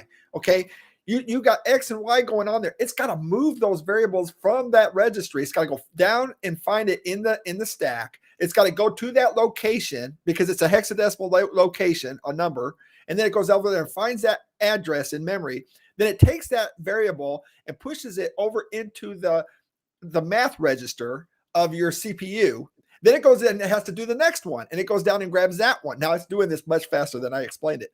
However, And if you were just doing it 1 or 2 people, that's fine. But if you were working for General Motors and you had 5 million records, that 2 plus 2, it's doing that 10 million times. So now, and it's got to go down there. Now, if you've got 50 global variables sitting there on that stack, it's got to go down every one of them until it finds the right one, So then that's why I like local variables, because it's resolved after your program has started. And whenever screen you load up, when it gets ready to load that screen up, then it puts those local variables on that stack, and it's at the very top. So it doesn't have to go very far into the stack. So it's much faster working with local variables. So when you're dealing with, in the deep dark recesses of your computer, you have a registry going on in there a math register with your CPU that everything's going in to do the calculations, Now we've got multi-threads and multi-cores and everything else. So people say, who cares? But guess what? Our technology and our CPUs are advancing, and they're getting very fast, but we're asking them to do more and more all the time. Now we are working with this technology, this browser, this browser application development in Power Apps, and everything is being done. Think about this: you have the kernel on your computer. Now, what is a kernel? Your base CPU, the basic zeros and ones. That's processing that. Okay, so then you have you've got your assembler above that, which converts everything, and that's where it runs your compiler programs. Then you have your operating system above that. Then you have Windows above that. Then you have these gateways, then you have your browser. So there's so many levels just right there on your CPU, and you haven't even gone out to the net yet. So now you get out in the net. Now you're dealing with gateways, and then their CPUs, their servers, right? So it takes a long time. There's many layers to this thing, and so as we ask our computers to go faster and faster, we keep adding more and more layers to it. Back in the day, when you're doing a compiled program, you're only 3 levels away from the kernel. Okay, so you're very fast, like a C++ program that's working on a desktop. But now look at us. We're 15 levels above the kernel now by this time, Yeah. You could have all kinds of things out in the heap. I just want to do something better than MS Paint, So you call things and it comes back. So the stack keeps track of where you're at, So if we're thinking about Power Apps, you could think of screens a little bit. Let's say a button click could be a routine. It goes off. I'm like, okay, go get the code run it, boom, and then it comes back. But inside that button, you reference a global variable. Well, it's going to come back here. Where's the global variable? Is this a global variable? Nope. Is this a global variable? Nope. Nope. It gets to the bottom. Oh, there's the global variable. We did an app on start. So it took all this time to go down the stack to go find a global variable. Inside this form, if you just would have used a local variable, well, that's stored right in here inside the heap. So it can work with it right here without doing all this. So that's why a lot of times it's irresponsible to use globals from a coding standard. So a lot of times you guys see me use update context. Like, wow, I've never seen that. It's like, I just always use set. If you have the background like me and Kurt, you're like, ooh, that's bad. Yeah, don't use set unless you have to. And there's reasons for them, but don't use set unless you have to. So anyway, I know that we digressed there, but I also feel like this is the type of little side shoots or little, what do you call it? Parenthesis or parenthetical little comments that the reason why you guys come here. You guys come here for the deep, complex stuff that you're not going to find elsewhere. A lot of times people come to Power Apps, they don't have a developer background, but here you've got that's what you're tying into. You're tying into a lot of developer experience, and that's what we're trying to bring to this. A lot of database expertise, app development expertise that you won't find from, let's just say, go into the Microsoft official. They're not going to tell you about the stack and the heap. It's a mindset, Darren, and that's. I really hope that you guys who are watching this get that mindset. Many of you guys probably just said, well, I just use Power Apps, man. I'm not a programmer, But guess what? You're going to be going into these meetings, and these people are going to be saying, hey, I want to do a program that does this and this and this. And I would like you to be able to go to those meetings with the mindset that says, I know the difference between a global and a local variable and what that's going to do for memory and what I'm going to have to do that. Little things like that. in the moment. Darren, you don't think about the heap every time you're writing your program, but you know about the heap all the time. So it directs you and it drives you into do the choices that you want to make. And remember, I said this earlier, programming is all about control. So you have control over the choices that you make when you're writing your apps. So now you're going to have this mindset that tells you this is why I have to do it the way I'm doing it. And and we're not just willy-nilly here. There's a reason why they made set, and there's a reason why they made update context. There's a reason why you have local variables. It's not just so that I just want to use a local variable. It's real easy to get lazy and just put everything in global variables. But guess what, man? That comes at a big cost, right?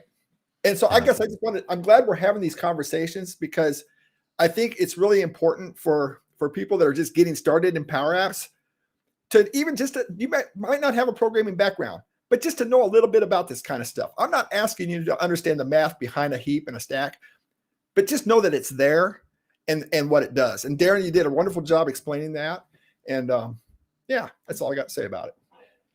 Very cool. Yeah. I like that little offshoot that we did there. And so something I definitely wanted to get down to, and I'm going to be so excited. Well, first of all, before I talk about these named parameter, having parameters in these named formulas. Man. So that's what I'm about to get to next. Don't allow me to forget that, Kurt. Okay. What I was going to say with the, oh man,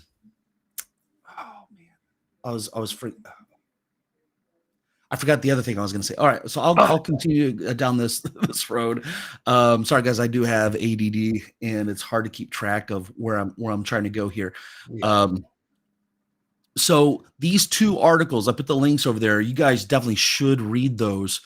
Thank you. I'm going to go over to that one's good, but they touch on it here. And look, they've got a bunch of sets here. That's typically, you can't use update context in app on start, right? Right. And that's so here's how you use named formulas. This looks good, almost like you're just using constants, But let's go down here and let's see what else they talk about down here. Okay.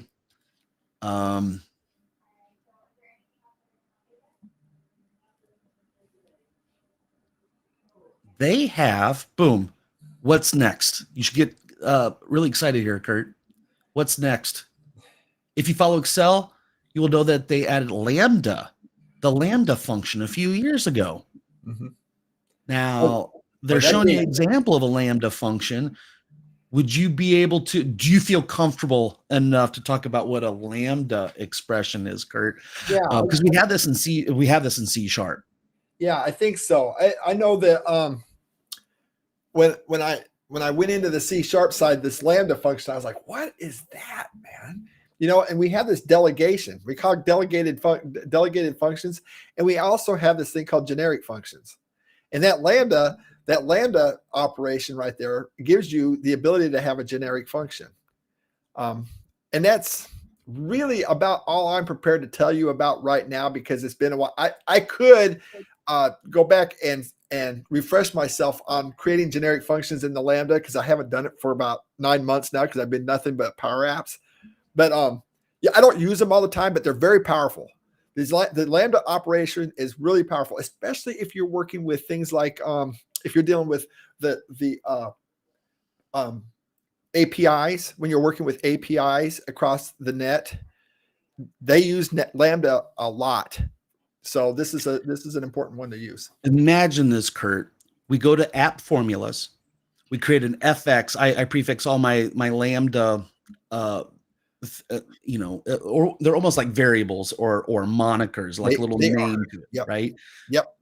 In that case, when they say named formulas, you're creating the name, the first thing you say. And so I've been prefixing with FX. I've seen that almost like a standard, although I haven't seen a post officially from Microsoft saying, hey, this is what you should prefix all your name formulas with as FX. I think that's probably going to be the standard.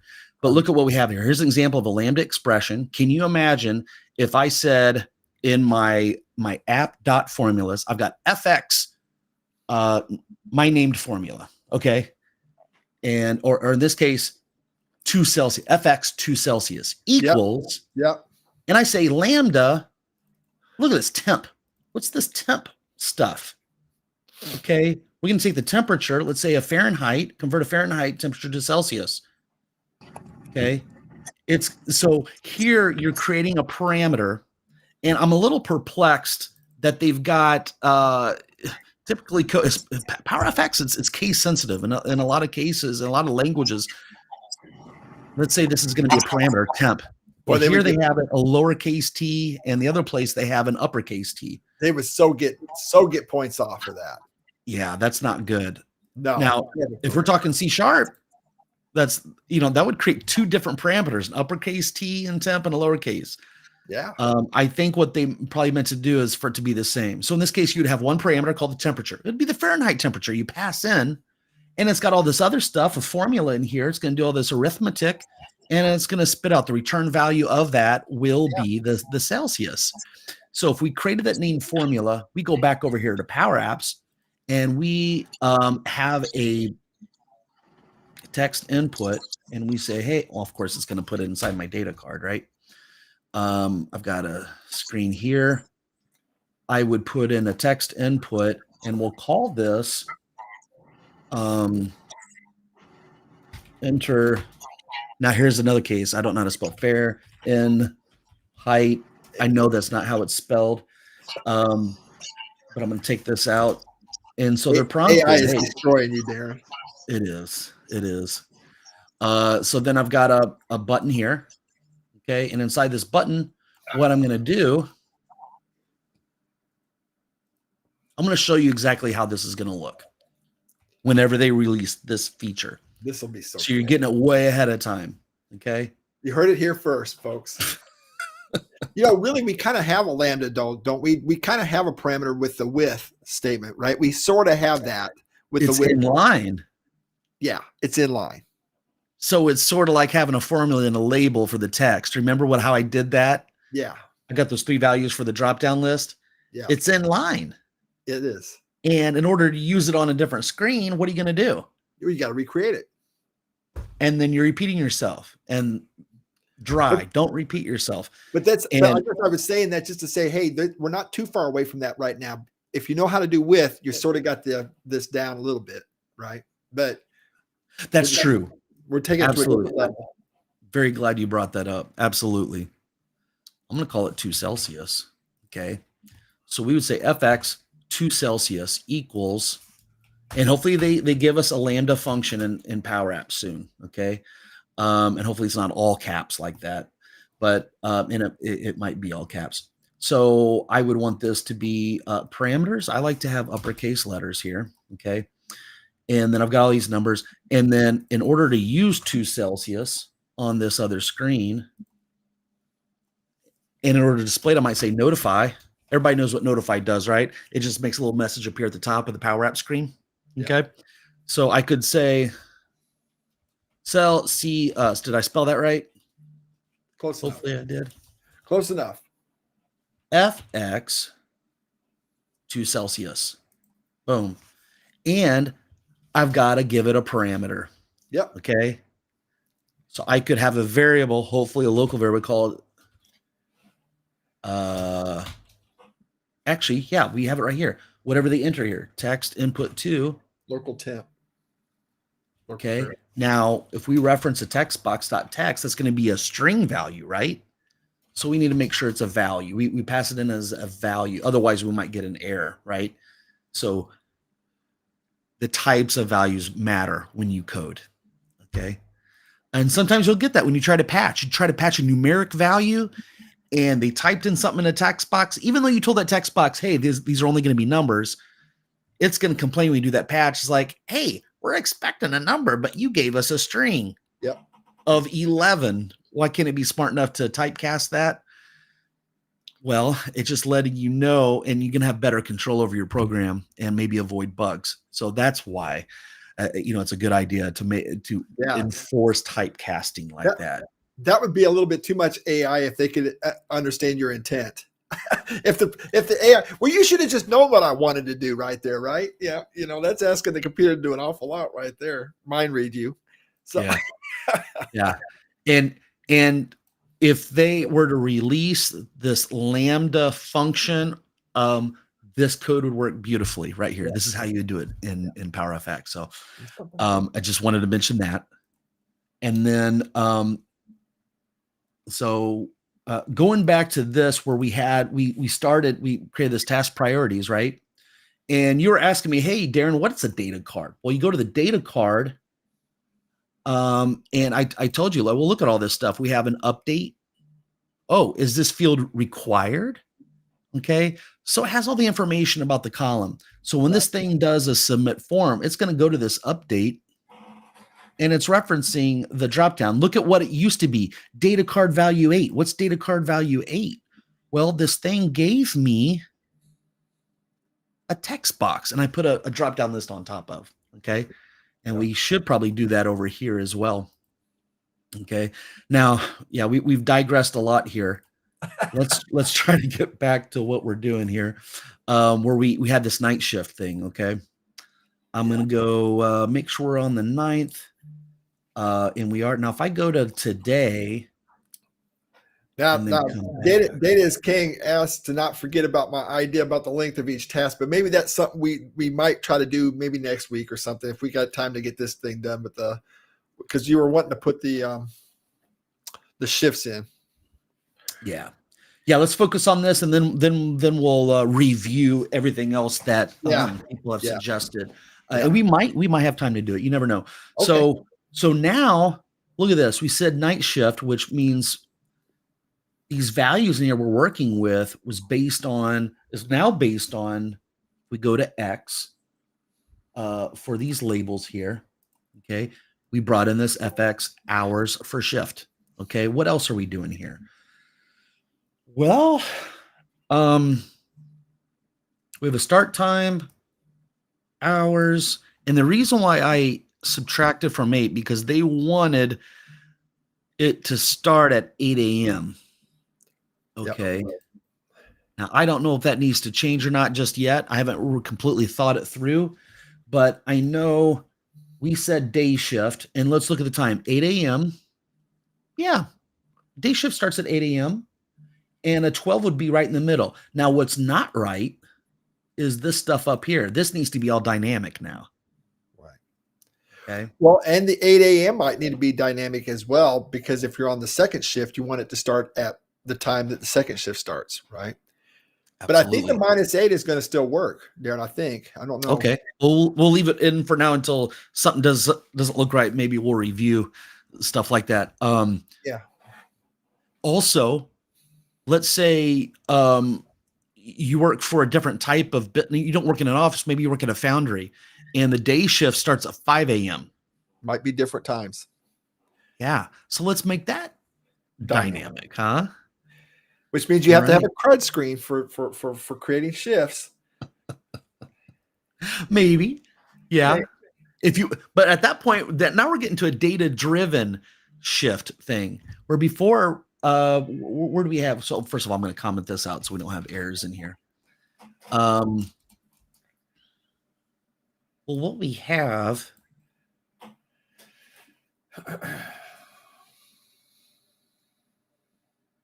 This should be, I'm going to copy that, go into formulas, because this should be another formula. FX, I'm not sure what I'm going to call it yet, but I'll paste that. Okay. All shifts. That just gives us the hours, how many hours are in this shift. Now, what we could do here is we could say table, because there's going to be some more stuff in here. I like it. You like that? Yeah, because now you can put more information in there about each shift, and that's going to help us with our calculations. Start time makes me feel so good when my mentor says, I like what you just did there. And I think I like the way you did the date time values for when you were placing them in the labels, and then using that date time value minus the 8. I think we can still do that here, right? We could actually put a time value for the shift starts, and it might be an easy calculation, right? The way you did it, the way you set that up. So you want what to be dynamic? So repeat that again. So use in the calculation of the shifts when you're determining what goes in and how to place them. It's the same mechanism that you used in your to do it with your schedule, the formula you already have. I don't know how to explain that. Does that make sense? What I'm saying. Let me. Part of the problem with me processing that is that I'm in the middle of doing this. So don't forget what you just said, because I want you to bring it back up. Okay. All right. So we got a shift name. Maybe we want to say shift hours. That should be 8, right? Most shifts will be 8, but if we wanted to be dynamic, we could change it here. We could do shift start and shift end, and then that would give us our hours. We could use that math within that. That's true.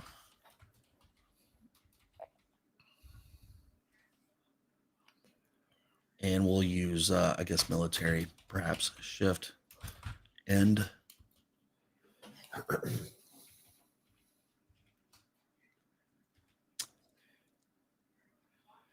So shift starts at 8 a.m. and ends at 5 p.m. 5 p.m. with military time is what? Okay. Well, 1500?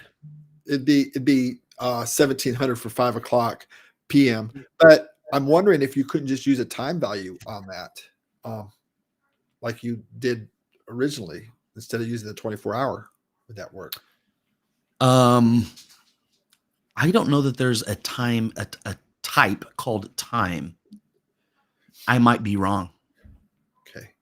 But have you ever seen that? Well, I just know that there's a function called time value that you can put in the date time. Like an enumerated value or a function? A function, yeah. And it was like date time. So you had a date time, right? You think that would work?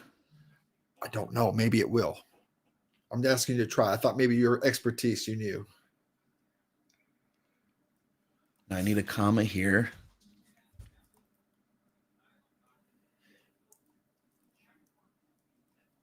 And maybe you got to do a date time value and put the time value inside of that. And then you would say date is today, which would be the current moment. I always have a concern once we go over, with the timing of the live streams. Like we could spend a whole hour on going down this side shoot, and we need to get to a good closing point. And I love all this. I just don't know that we have all the time to explore. You know what I mean? Okay. What did we initially try to do here? We needed to start and end time, and I think what I am, so unless somebody's going to give me a function name or whatever to give me a time value, I think at this point, what I'm going to do is just give it an integer, like 800 hours, 1700 hours. Okay. So we've got that. And what I need to do, is there any other stuff that we need to put in here? Let's say I could see this needing a sort order. Okay. Now, if I said all shifts, that would, start at 1800 and end with 800. So David, last week, he said every day starts at 8 a.m. and ends at 7:59. Mm-hmm. Sort order, that would be 0. Okay. And then what I'm going to do here. Now, are there any other columns that we definitely want in here, guys? Question to both you, Elvis, and Kurt. I'm trying to think. I don't think so. Just for now, I think it's fine. We can add to it if we need to later. Say day shift.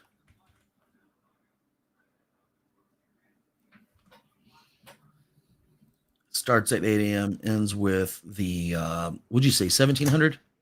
Yeah. 1. Oh, what just happened there?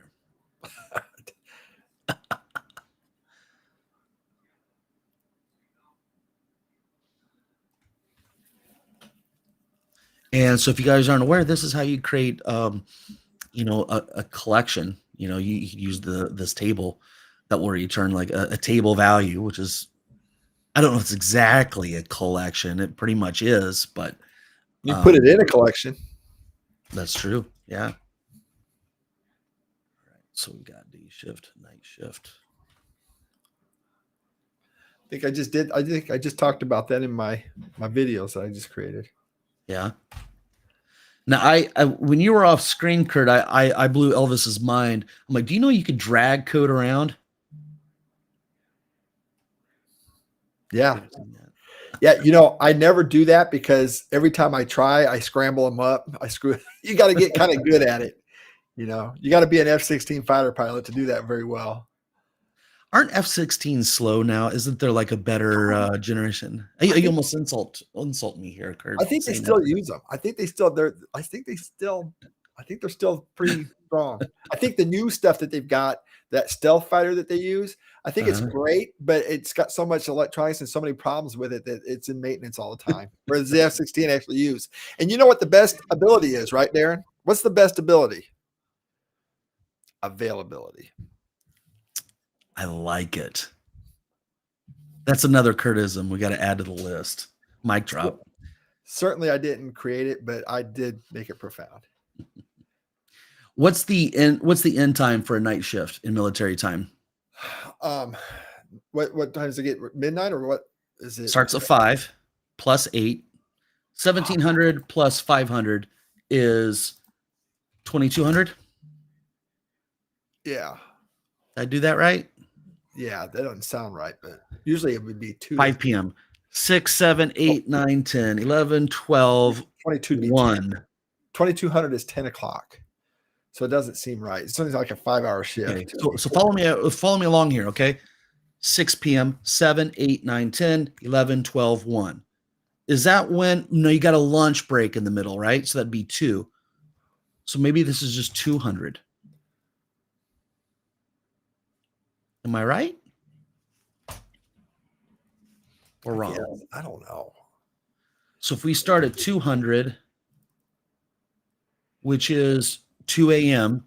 plus 8, that would be 10. No, something's not right. I'm not thinking something right. Most 3-shift places that I know about, they usually go from 7 to 3, and then they go from 3 to 11, and then 11 to 7. That's usually the way that's in the places that I've operated on that had 3 shifts. Okay. So you said 7 to 3. To 3. Oh, I messed that up. I guess if it's all shifts, this would be 659, right? Yeah. Let's say 700. Okay.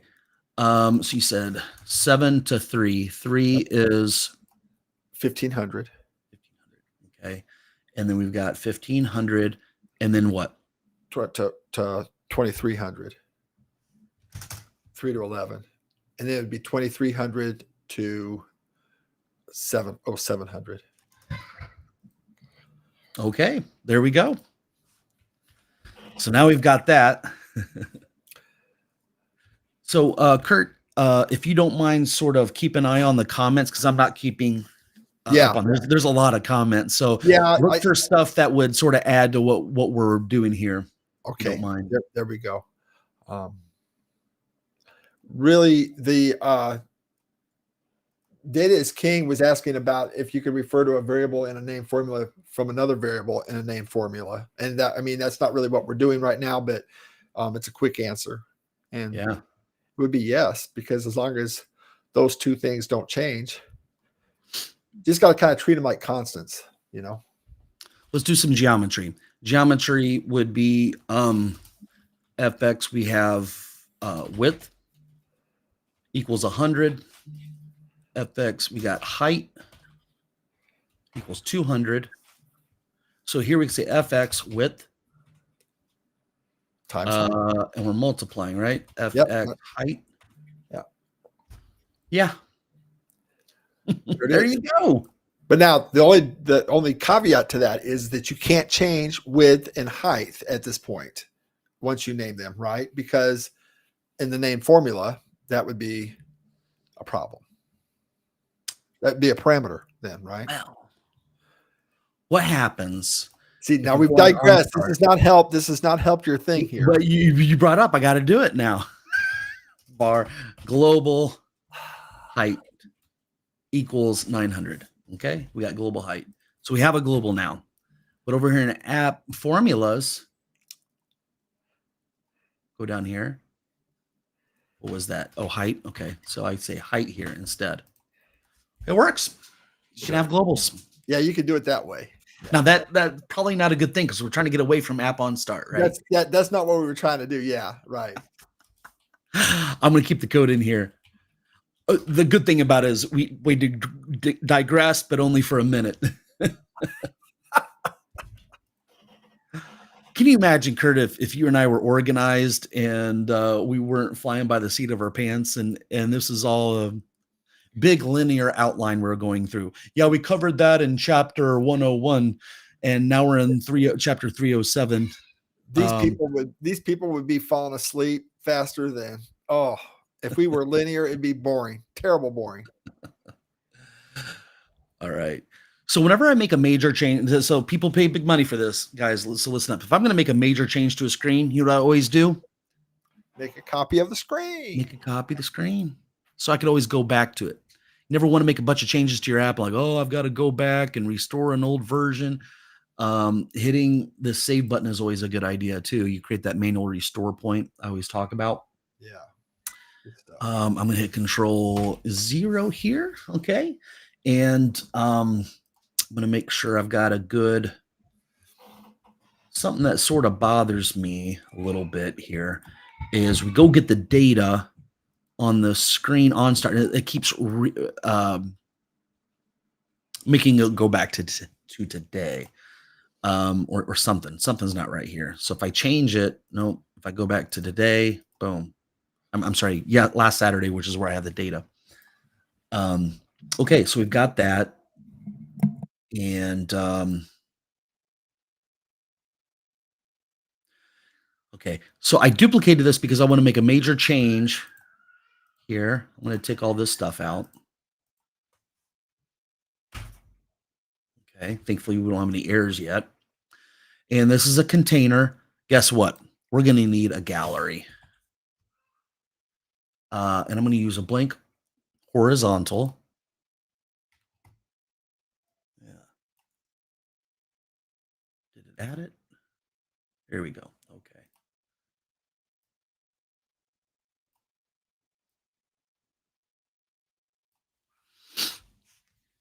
All right. So over here for this drop down, check this out. We're not going to use this anymore because we have a name formula for it. FX. I'll move this down too low.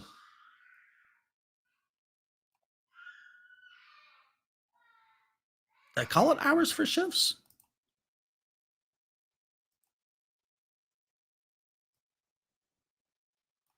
Oh, I just called it FX. Okay. There we go. And oh, this is interesting. Okay. Because we've messed with that drop down, this isn't valid anymore. But we've got this FX shifts that we need to replace here. Okay. So that's good. And in fact, we can actually open up this little table that we created here. Do you see that? Yeah. So for this drop down, we've got shift name, which is exactly what we want. So now inside of this, let's go back to our formulas just real quick. And we had an error here. So now it works again. Okay, very good. No errors there. I could never move as fast as you do on this thing. So we need to add some items in here. I'm going to insert a little label in here. Cut. I don't want that there. It's outside the gallery. There we go. So inside this, instead of using this custom gallery sample, we're going to say DRP shift selector dot start. Start time? No, selected. We have a selected. So we're going to get at the underlying data for that drop-down list, dot selected, Yeah. dot start time, shifts start. It does not like that. Why not? It's a number and there's an error in it. Shift start. So it's a number value. Shift start. You're in the items property, so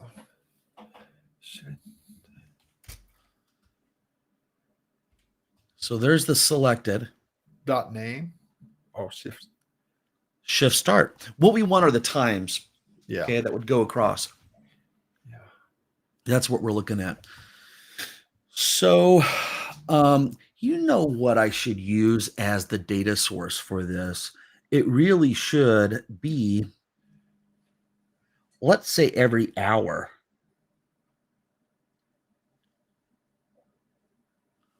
Okay, so get this. We've got, trying to make this like super dynamic. Yep. Okay.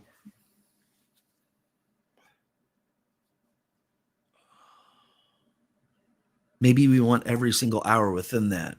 So if we said shift selected with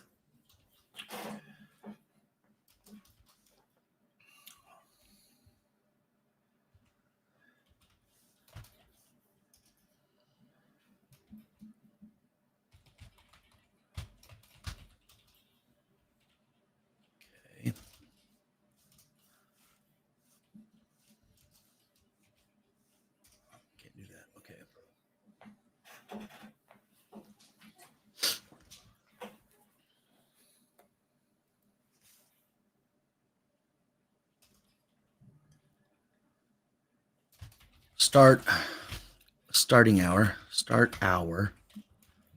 Okay. Now I wonder if I could use this right here. Dot. It's not going to allow me to do it, is it? You know what I don't have is a comma. Maybe I can. Nope. I was trying to be really slick there.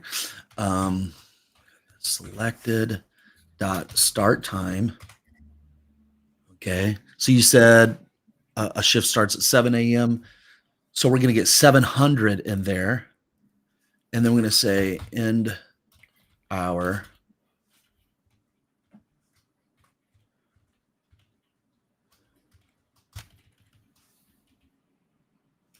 Come on. I need a comma for this not to freak out. Yeah. Shift end. Okay.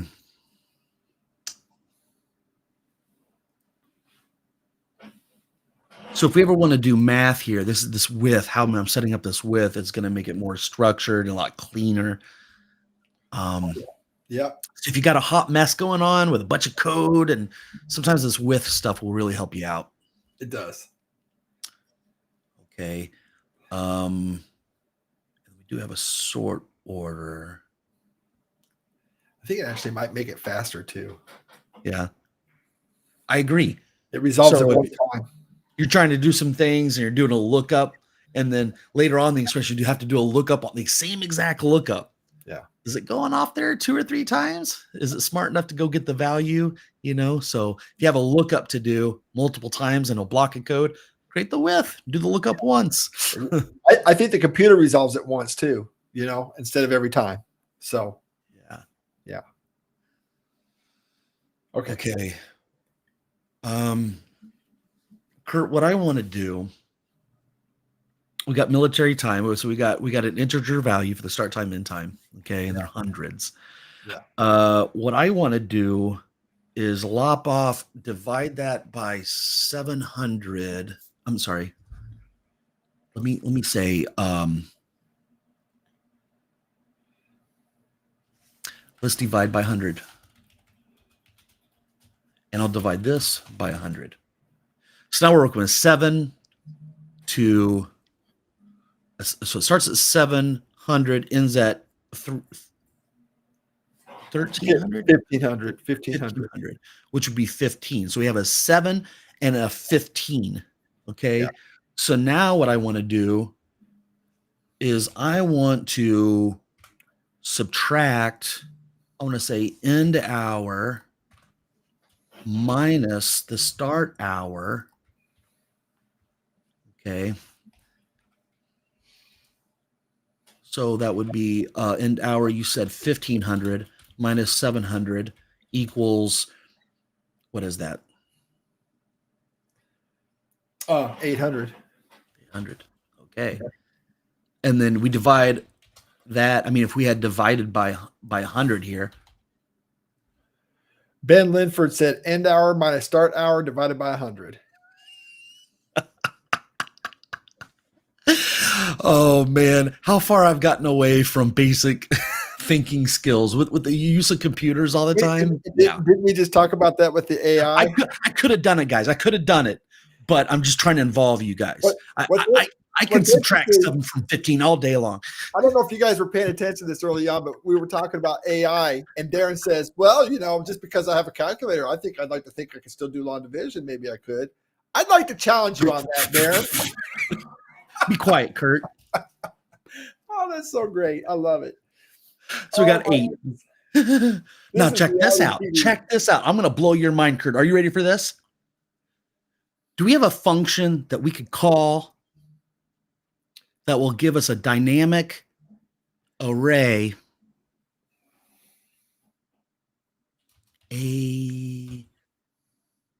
what is it? Sequence.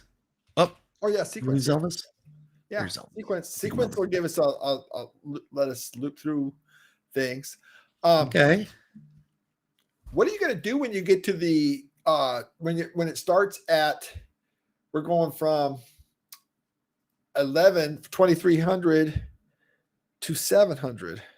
Oh, and starts it back over at 0,700. We're doing the reverse of that. We're gonna have a negative number. We're gonna have to ABS. Keep that thought in mind. Write that down on your post-it note there you have in front of you, right in front of your keyboard. Got it. All right. So what I'm trying to do here, I do a sequence. I'll take the end hour minus the start hour, and that should give me. Now here's a pop quiz. The sequence function, is that a 0-based number sequence or a 1-based? It is 0-based, I believe. I believe it starts with 0. Okay. Now what I'm sort of wondering, I do have, this is the items for a gallery. I'm not seeing anything. I've got a label in here that says value. So I'm hoping to see 1, 2, 3, 4, 5, 6, 7, 8 in this gallery, and I'm not seeing it. Any ideas? Well, don't you got to put that in a for all loop? What I'm going to do, I'm going to comment this out for now. I'm going to say sequence 8. Okay. Look at that. 1, 2, 3, 4, 5. Okay, so now we know that it is 1-based. 1-based. I was wrong. I hate being wrong. And this is kind of interesting. I've never seen sequence used like this. I've always used sequence in a for all. So, okay. Yeah. So I think you can start it at 0 though, right? You can set the third parameter. I think in the sequence is you can start where you started at. I think. Look at that, Kurt. That's where I got confused because I used it and I set it to 0. I'm such a neophyte. I'm sorry, Dan. There's 3 parameters to that, by the way. You can also differentiate how much you want to increment it. Like you can increment it by 5 if you want to. That's cool. That's good to know. We should do a little video on sequence. It sounds like it was you're gonna like this one, Kurt. Oh my goodness. Kurt, you're not always right. You know, when you're right, you're really right. Yeah. Yeah, it was coming. And you're not always wrong, Kurt, but boy, when you're wrong, you're really wrong. And you're not always stupid, but when you're stupid, you're really stupid. No, just messing. Ben's really helping me out here. So I've seen a lot of these comments. So he was saying, boom, this is simple, guys. End hour minus start hour divided by 100. No. Yeah, so you must have said another right thing there. So- He was so about the- to say what. So the problem with that, Ben, is I don't like the if statement in there. I think we could do that slicker. Why couldn't we just do an absolute value there? Go ahead and do the math. It'll be a negative. We drop the sign, and then we still have 8. Would that work, Darren? I don't know. I don't know. I have a hard time thinking, concentrating, and considering what other people are saying, and and so we're over 2 hours, and I want to wrap up. So I've got that going on in my head. You know what I mean? So let's try to. Kurt, we need to focus like a laser here. We're on a runway. Let's get it done. Okay. Yeah. Which is a little inside joke between me and Kurt, but It is. Okay. So my question is, why didn't this work? So we have end hour, which is 1500. Well, no, it's 15. And then we get to 7. That should give us 8. So that should give us the exact same thing. So my question to you, or I posed the question here, why doesn't that give us exactly the same thing? And it must be something in here. So if we select this, the shift start says 700. I select this is 700 as well. Okay, that makes sense now. Yep. Why is that 700 over here? Oh, look at that. Well, that's all shifts. Right. Okay. So the question is on the screen. I have all shifts selected. That's what's going on. There it is. I want to get day shift working right first, and I'll do the all shifts eventually. Okay. So now we're cooking, right? Now we're cooking. All right. Look at you go, Darren. So we got 1 through 8. I like how many hours? How many different little intervals do you want at the top of the screen here? Okay. Something else that we should address for this gallery is we select the gallery as a whole, and it's not a flexible height. We've got this thing called template size. Well, I want the template size. I don't want any horizontal scroll bar. What I want to say is, hey, maybe this might be a good case for the self dot all items count. Okay, well, I know that should be 8, right? Yeah. And look, now it's all scrunched in there. Yeah. Well, that's not what we want. We want this to be spread out. Should we multiply this by what? Well, you would times it by 24 divided by the number of items you have. Right? I'm thinking I might. Okay, what about the width? The width of this thing. Self dot width. Right. Divided by. Did I do that right? I think that's right. Okay? I think that's right, Darren. And maybe we subtract maybe 20 or because we want a little space hanging off of there. Yeah. It almost looks like too much, but I think this is good because look at this label here. If this started at 7:59, of course, who wants to do a task the last minute of their shift, right? Right. What we're doing is we're going by the hour here, man. So we don't want to go up to 6:59. We're doing by the hour. Yeah. So what we need to do inside this label, we need to do something a little different here. And to be honest, Kurt, you taught me something, man. When you're right, you're really right. You pebble snatched me. What does that mean, pebble snatch? You keep snatching them back every time I do it. So I'm, I don't know if you guys ever remember. I used to do this with Darren when he was just a baby programmer, and he hates it when I call him a baby programmer. But he's not a baby programmer anymore, but he was, and he didn't like it. And there was an old show called Kung Fu. If you guys remember that, if you remember that, you're older. You're old enough. So, but anyway, so that was one of the things that the guy said in Kung Fu. He said, "When you can snatch the pebble from my hand, then you're ready." And so Darren, he was always as a baby programmer, constantly trying to snatch the pebbles from me. And I say, honorable grasshopper, because that's what I wanted to get to your level. Yeah. You were like this. lowercase g, God. Right. You know, you were like this awesome BAM. I don't want to say what that stands for. Oh, yeah. But you're like this awesome guy, and I wanted to literally walk beside you as Yeah. man, that you can't do that. You can't take a seasoned developer's got 20, 30. I know you're older than dirt, Kurt, but at the time that I started working with you, you probably had 30 years experience, maybe 40. I don't know. But I wanted to be at your level because you convinced me in that VB class. Hey guys, if you can read a record and process a record, you can work beside me. And I'm thinking, oh, I'll be at Kurt's level. No, it means I could work beside him as an entry level guy. I had a ways to go. Had a ways to go. But he was coming hard though. And so he would do that. And in the show, you had the honorable grasshopper. When you can snatch this pebble from my hand, you're ready. And so he would keep trying to snatch the pebble. And of course, in Kung Fu, the master, he would always have the pebble when the guy tried to grab it from him. He'd look at it was just, he was quick as lightning, but he'd open his hand and say, "You missed again." You know, so but sometimes he would snatch that pebble, you know, and then about 5 minutes later, he would do something dumb. And then I would snatch it back. I would say, "Here, give me that pebble back. You're not ready yet." So it was great. And that's what he's doing to me now. So now with Power Apps, I'm new to Power Apps. And so he's right. So I'm trying to snatch pebbles from him. And then 5 minutes later, I'm giving them back to him. The roles have reversed, man. Yeah. So Data is King says, what does day shift start at? 1 a.m.? No, 7 a.m. is what we're setting this up at right now. And we can't hard code it. Yeah. So that's actually the next thing that we need to do. We need to use our math skills, make sure this thing is displaying what we would want to have up here.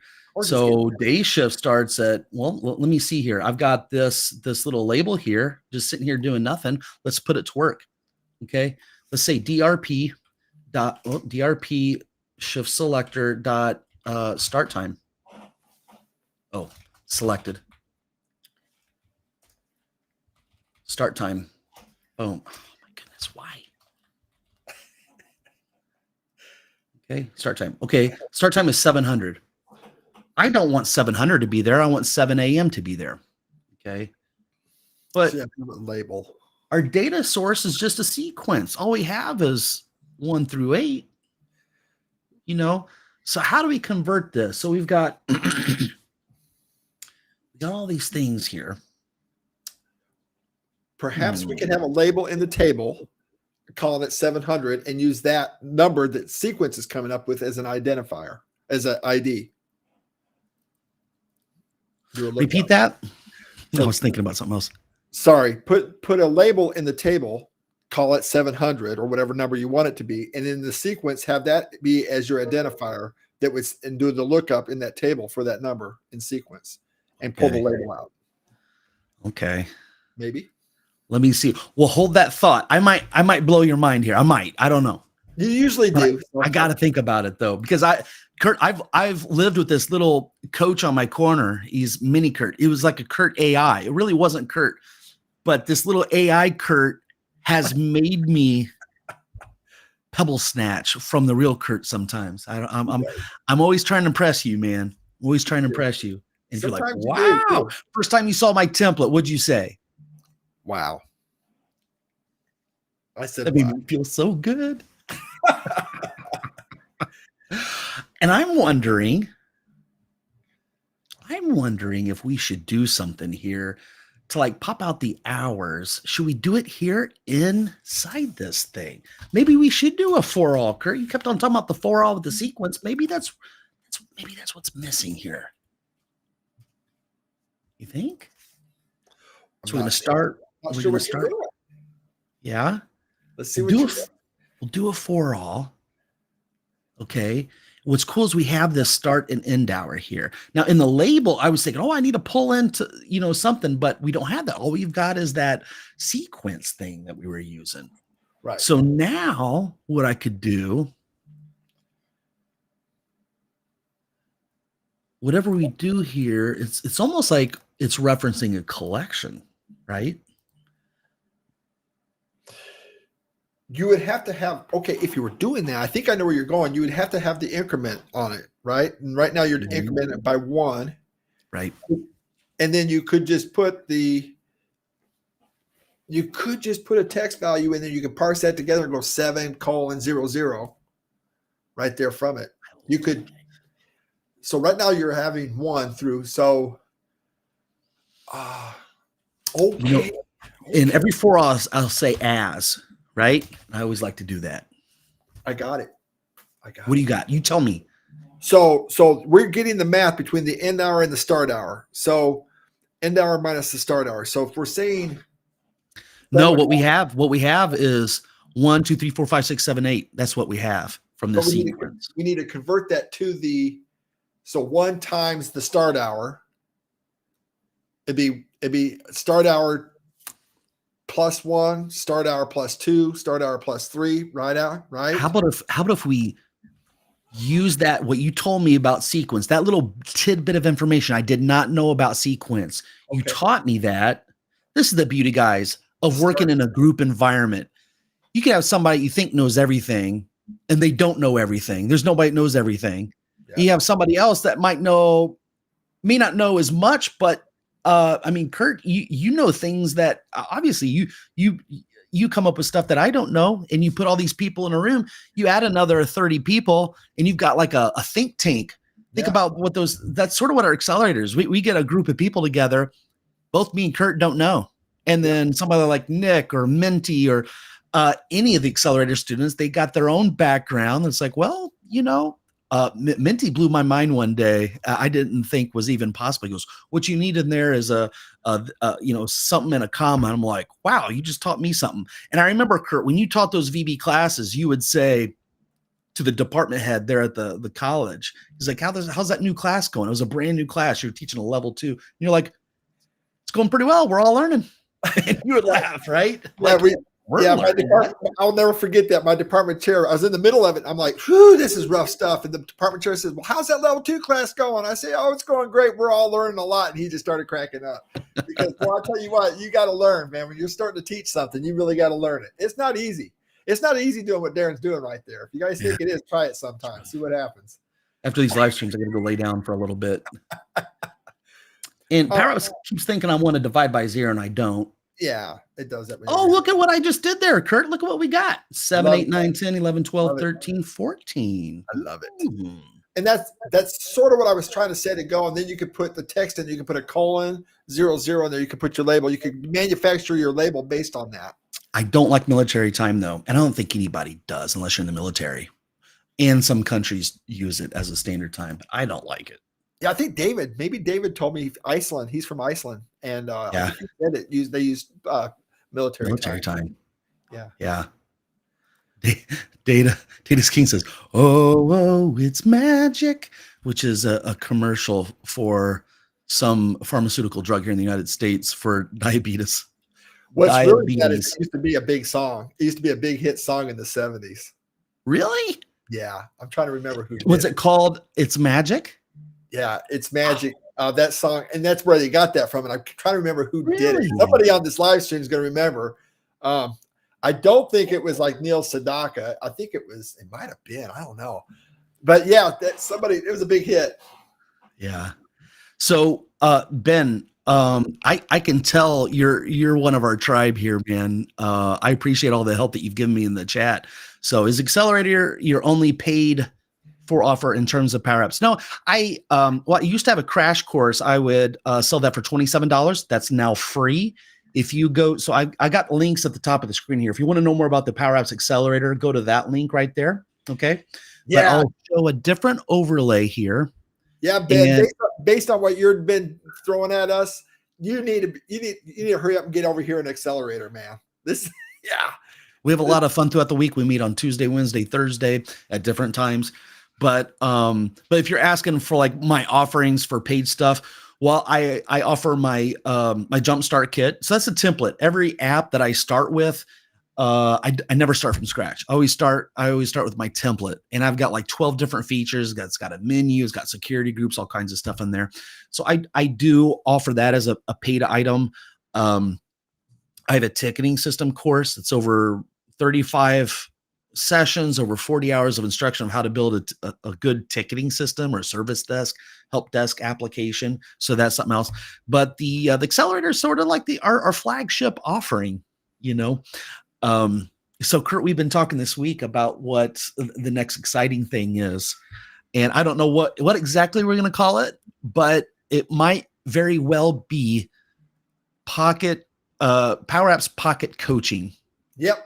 Where you get a little video from me and Kurt, or Kurt, every day coming in 8 a.m. in your email inbox with a little video, and we will cover either a tip or a trick, or we'll cover a control or a function, or we'll talk about logic, or we'll talk about database normalization.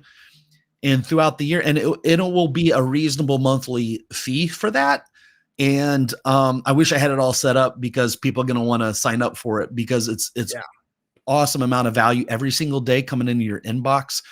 Pocket coaching from just a 2 to 5 minute video, direct and to the point about something that we're doing, something in Power Apps. What a great program that's going to be. Yeah. There's so much I can't wait to do videos on.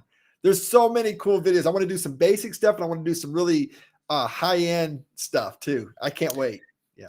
I think we might start this Monday, because I'm going to offer a December, like a year out blowout thing where it's half off, so it might be eventually, like, let's say like $49 a month or something. But if you buy it now before the New Year's, so you've got half of a month here, a few weeks to actually get in it, maybe half the price or some fraction of the price, and you'll get locked in at that cost, so that lower price. Yeah. So it won't be like next month it'll be 50. No, if you get in now, let's say it's 24. Well, you're locked into the 24 price forever, as long as you stay in there, So I wanted to offer that to you guys. And I think we might start that on Monday. Maybe Monday will be the first email go out. So I need to create a bunch of, a sign up screen and all that type of stuff. What were you about to say, Kurt? I can't remember. I'm just excited about the whole thing. I've got so much about that, and I just can't wait. Just turn on the camera and start going. It's going to be really neat, man. Something I want to do here is I'm going to create because I want to be able to use date time functions. So I'm going to create a date time function here. Yeah. So we've got a date time picker. Okay, at least I thought I did. It was Electric Light Orchestra. It just hit me in the head. That's who did that song. Really? Yes. So Kendall says Neil Sedaka was Laughter in the Rain. Are those? Is that similar or the same or no? No, not even close. But he did do a lot of that. He did do that song, and he did a lot of them. But Electric Light Orchestra did that. Oh, it's magic. Whatever. Really? Yeah. Yeah, that's the song I was thinking about. Yeah, it was a big hit, and it was a corny song. I hated it. It was played on the radio constantly. Yeah. All right, so we've got the selected date. Okay, I'm going to take that, and then I'm going to append some text. I love this. This is good stuff. And see, I'm going to multiply by 100 to make sure. So do we really need to divide by 100? Well, we have end hour, start hour, so maybe we do want to keep that. I'll multiply that by 100, so I got 700. So what we'll do here, say text. Okay, and so I also want to do text here. Or we'll say short. No, let's do text. Okay. Text.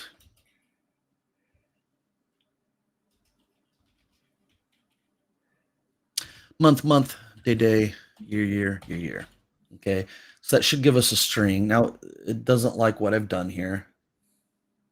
What am I doing wrong? I'm not. Do you need the function on that selected date? Oh no. Brain fart. Okay. Thank you. Text, boom. Then give me that. Okay, I want a space in there. Okay. So got all that. So that's going to be a date time string. So now I'm going to say, how do I convert this to a date time? Date time value. Well, okay, there is a time, date time. Date time value. Kurt, you're so smart. I love it when he tells me that. It's not working, Kurt. Then you're probably doing something wrong. Let's see. Oh no, I don't know what. Yeah. You need to have another end parenthesis. You got it? Hold on, look at this. The value, the date 700 cannot be converted to a date or a time value. Right. So you need to put a colon in there, or comma. No. Don't you have to have like colon 00 on the time? Yeah. So let's do, instead of like multiplying, let's do something like this. There you go. There you go. And we'll put an ampersand in there. Mm-hmm. Look at that. There I love it when a plan comes together. All right. So now what we'll do. You're a genius, Darren. I don't know about that. So that's a date time value. Okay, so now I'm going to convert it back to text because it's going in a label. Yep. Isn't this crazy? Yep.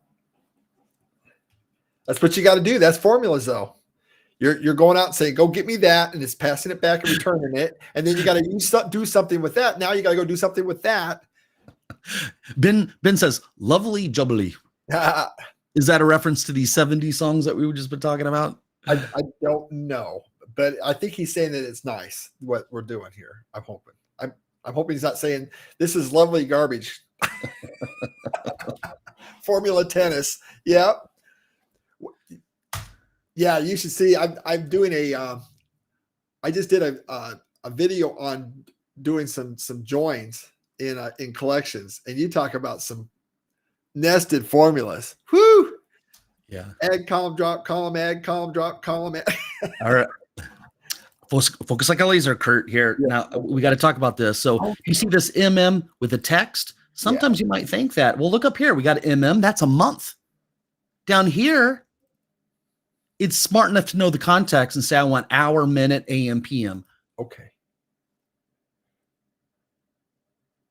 Isn't that cool? That's amazing. I'm going to take it one step further. And what I'm going to do,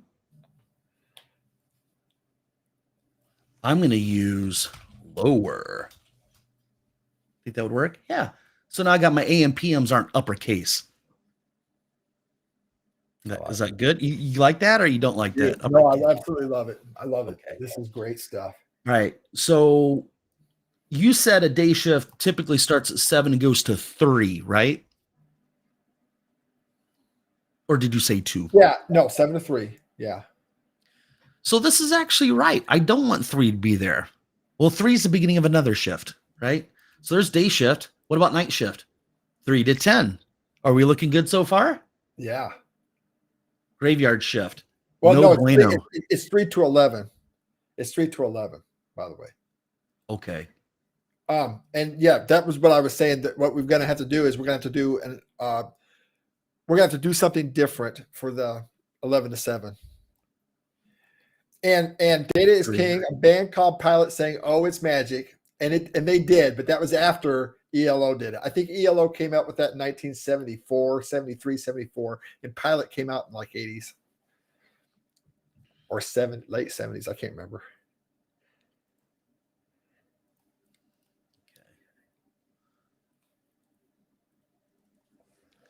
So in our computation here, really the ending should always be more, right? Than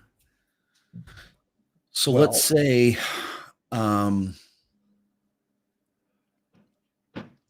okay, what my suggestion was that we use an absolute value function on that and just keep your subtraction, because if you take that subtraction, it's still going to be the same amount, right? The same amount of distance. We just need to get rid of the negative. Where do I put the ABS at? And by the way, ABS isn't anti-lock brakes. It is absolute value. I don't know. I got to think this through a little bit. Okay. So it would be the ABS end hour minus start hour, right? All right, so put ABS here on sequence. No, around the end hour minus start hour. So in front of end hour, put ABS. Right here? Yes, around this? In front of that. Yep. That's what I'm thinking. Let's try it.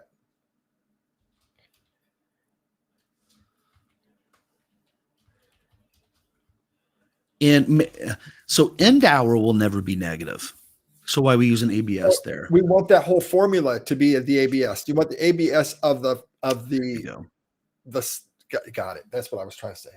Now. Okay. Let's try it. That It kind of works. what? Okay. I think we're one bit closer. I think you got us one step closer. We just need to do some more stuff. Okay. What is the sequence of let's write down the numbers here. Okay. So we start at, you said 300. Is that right? Okay, it starts at the first shift is 7 to 3. No, I'm only talking about graveyard at this moment. Got it. Graveyard starts at 3 a.m. 11 o'clock p.m. Okay, 11. So 2300 military time. Okay. And then it ends at 7. Okay. Yes. So in that case, You would have to add 12 to that. sequence should be like 8 or something. Oh, that's not working. 23 to 7. So If you guys want to be programmers, this is what your day is like. Oh man, how do I do math here? And after we do the math, like, that's so simple. Why didn't we just think of that right away? Right? it's always that way. It's always that. Somebody on the out there in the world there is going to throw it at us, and I'm going to feel stupid. Yeah. Bonus points, guys, if you get us the formula right here. So we got 2300 minus 700. What is that? Oh, no. That's 15, right? 23, or I can't. Yeah. I can't add. What we need is a number 8. We want a sequence with 8-hour slots. I'm sorry, right? 16. Okay. 16. But we don't want 16. We want 8. So we might have to go back with what Ben was suggesting earlier. If it's the reverse of that, if we look at our chat, he put it in chat, and I said I didn't like it, but maybe he's right. If start hour is greater than end hour, 24 minus start hour plus end hour. Okay. Ben, you might have been right. And for that, I apologize. I like that. I thought we could be slicker, but maybe not. Yeah, maybe he had the slickest way there. Okay. So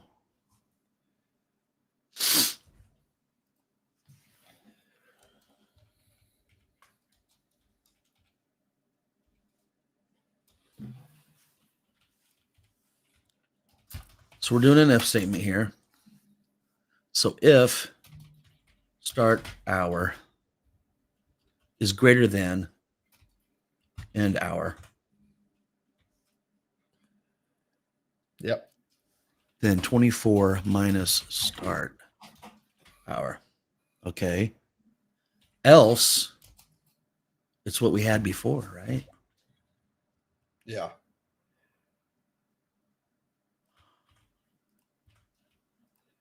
Okay. And then I still need to do comma start hour, right? Yes. So Yes. survey says We're okay. We're not quite right yet. That's not quite right, because when we lay it out there, let's look at that again. That formula, that 24 minus start hour, is not going to work. We got to do something similar but different. 24 minus start hour. If we say 11 to 7, so we're saying 24 minus 11, that's a negative number, right? Mm-hmm. Or no, 24 minus 11 is I can't think. Well, let's look at this example right here. We've got 23. Start hour is 23. Is it greater than 7? The answer is yes. So maybe this isn't right because it really needs to come down to 8. Yeah, it does. So, but what is 24 minus 16? 8. It's 8. Yes. And then the start hour, I think the start hour is messing something up here. I think. Because the start hour is 23. So we can't use start hour. It should always, our sequence, maybe we shouldn't have that start thing in there. Let's take that out and then we'll deal with it another way. So now something's not right. So let's go back to an easy thing, okay? And what we have here for this, man.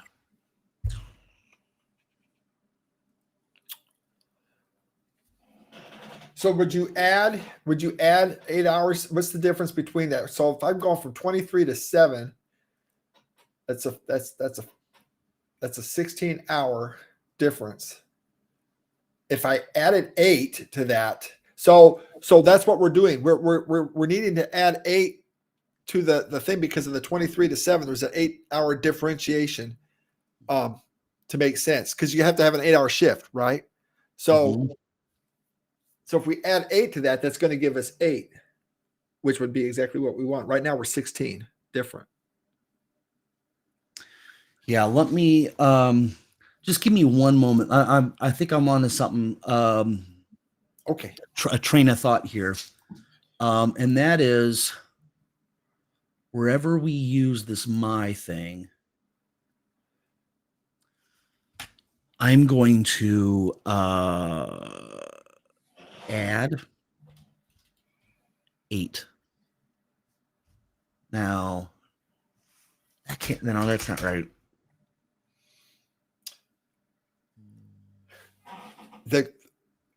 What I want to say is if it's 24 if it's greater, that one instance where it's greater in third shift, you want to add 8 to the end hour. Okay. So what do you want me to type here? Okay. So I'm just, if you're thinking I'll drive, well, just tell me what to do. Okay. So where are you 24 minus start hour? We need to put that if. Where did you have that if at? If start hour is greater than end hour. That's what it is right there. So it's going to be 24 minus start hour plus 8. 24 minus start hour plus 8. So take that 24 minus start hour. You see that up there? Yep. Okay. Put parentheses. Or not. You might at the end of the start hour put plus 8.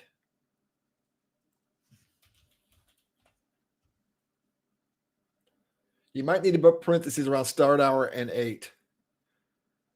Well, with addition and subtraction, it doesn't matter what order. It shouldn't really matter. I'm just kind of thinking through. I think that. Try it. See what it does. Was that close? Night shift. So it's always starting with 1 there. And that's okay, so there's something I changed here, which was I didn't give it a start from the sequence. That's what's changed. Okay. So would you say that I need to add that back, add the start hour back? Okay.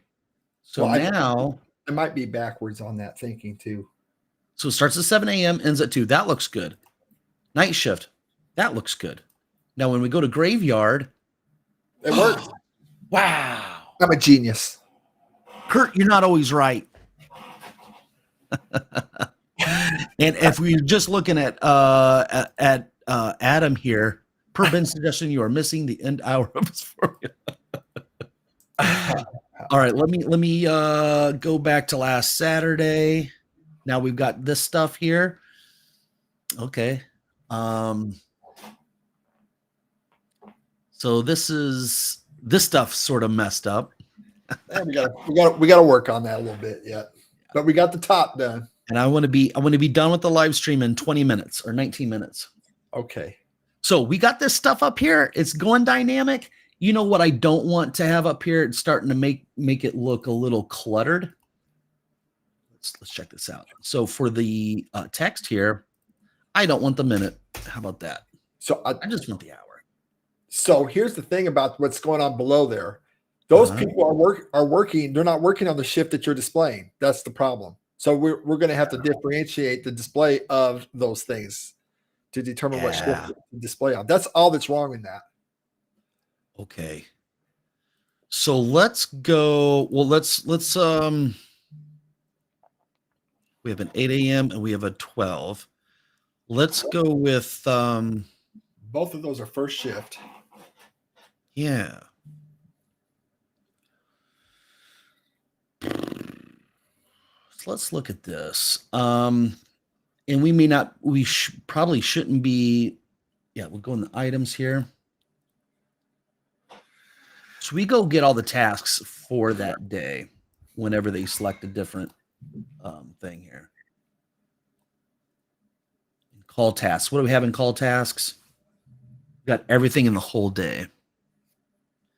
So what we need to do is we need to filter this further and just give what's inside the shift that's been selected, right? Yep. Or. Oh, don't give me an or. You're going to make me lose my train of thought. Unless it's significant. What's that? Unless it's good, which you won't know until I tell you. I'm about to filter what we have for today and filter it further down based on the zone, the shift. Okay. So you said or. So now that I've said that, you know where I'm going to go. So go ahead. Okay. What I don't like about that is if Darren is working third shift, we might need to put some tasks in there for Darren. So what I would like to do is just not display the actual label that you're displaying on there right now. Have that not display if it's not in the shift that you're currently in. So in your onVisible property of that label in the nested gallery, have that look at what shift, the shift that you're in. But there is no onVisible for a label.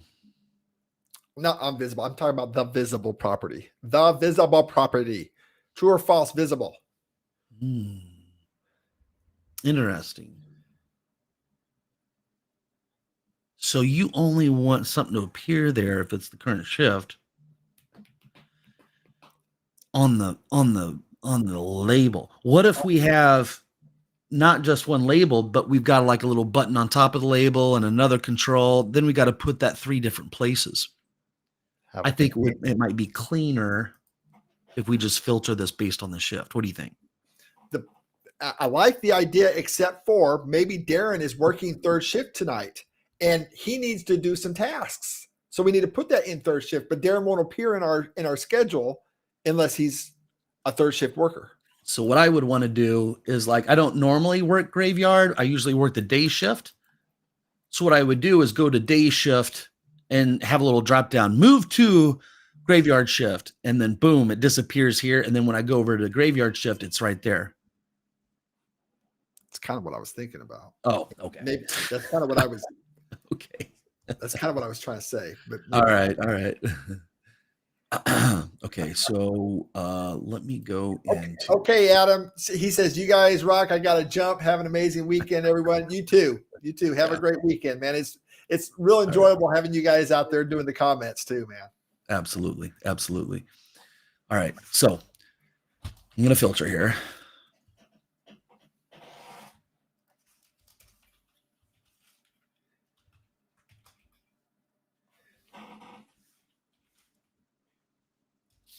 Be right back. Okay. All right, so I want to find out if this is inside, it falls in the hour of start time. I'm sure we got start time here. Yeah. A start time for a task. If it falls in a window,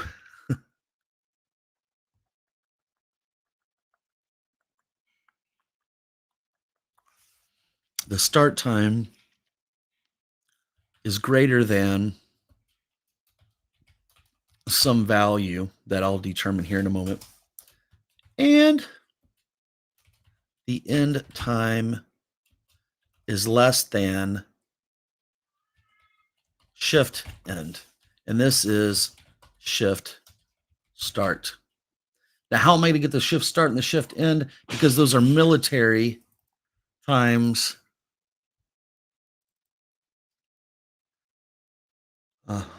Okay. You know what I could do is I could look at, oh, this is cool. Okay. So this is a gallery. So I'm going to name it properly. Gallery time heading. Okay. And I'm going to look at that inside of this.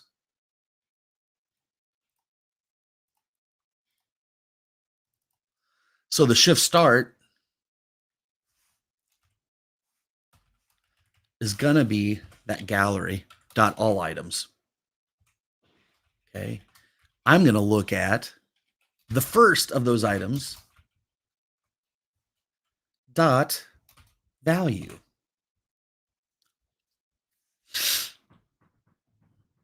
No. Right? The first item dot value. Now, what is it giving me here? Okay, date time value.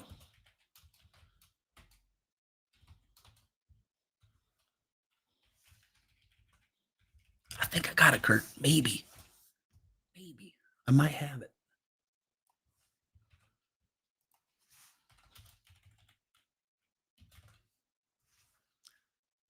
And instead of first, I'll go last here. Day shift. Make sure I'm on the right day.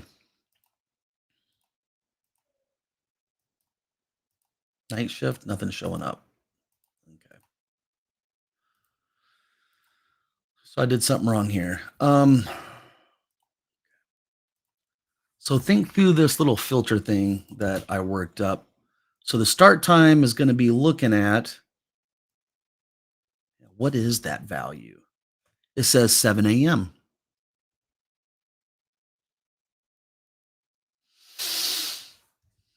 Okay.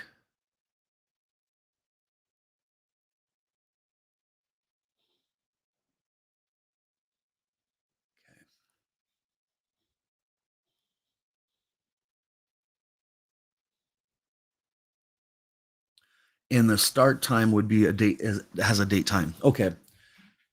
So what I'm going to do is I'm going to have a start time, end time, local variables that are going to be created when this thing changes. Okay. So when that thing changes, so we've got an on change event here.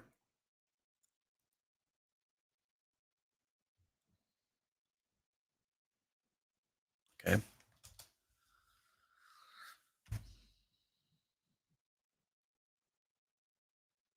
Okay. Update context and loc start time equals self.selected date ampersand, and then I want to go get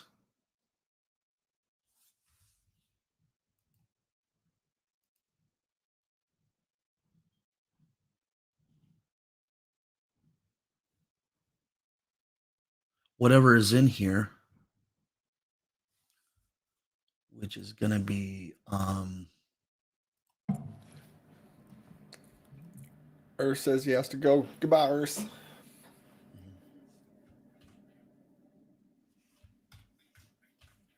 grab that.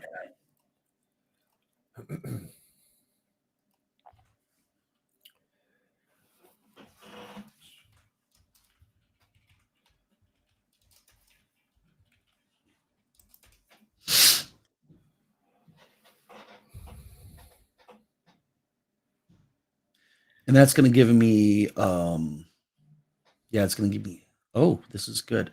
Start time value. You're getting there. Yeah. I got something for you, man.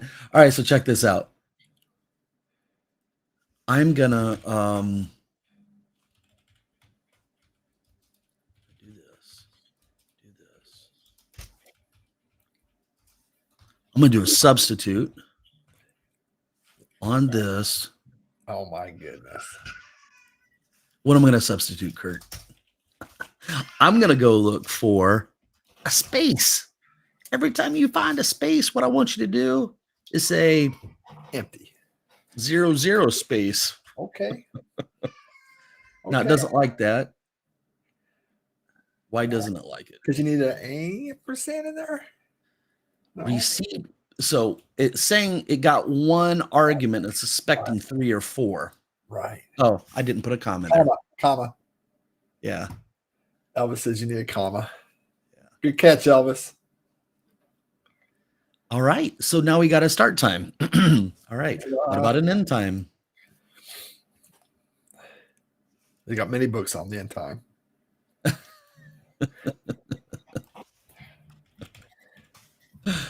End time.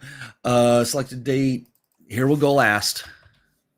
So now we got some local variables. So when this thing, if I change this date. Darren, you went so fast, I didn't even see you put a gallery up there for the heading. I didn't even see that. I think you were talking when I did it. Probably so. I don't know. All right. So in this filtering that we have here, okay, I can get rid of all this stuff and say, Loc, start. Right. Isn't that so much cleaner? It doesn't like it, though, for some reason. You know what? I don't know that I made it a date value. Yeah, you got to make it a date value.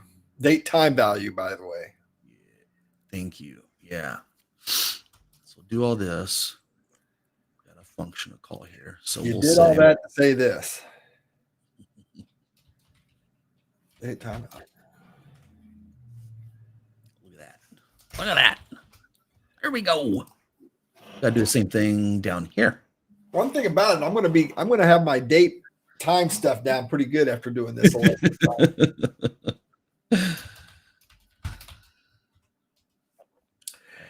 Now, Darren, did you put them all in the same update context? Start date. Kurt. Oh my goodness. What am I doing with my life? Such a neophyte. I am. Such a beginner. I'm a baby programmer. Such a baby programmer. Don't call him baby programmer. He'll almost pass out. That made me upset. and I meant it with all the great respect, because let me tell you something. Even baby programmers, to be able to sit down and be called that's a step up from normal citizens, users.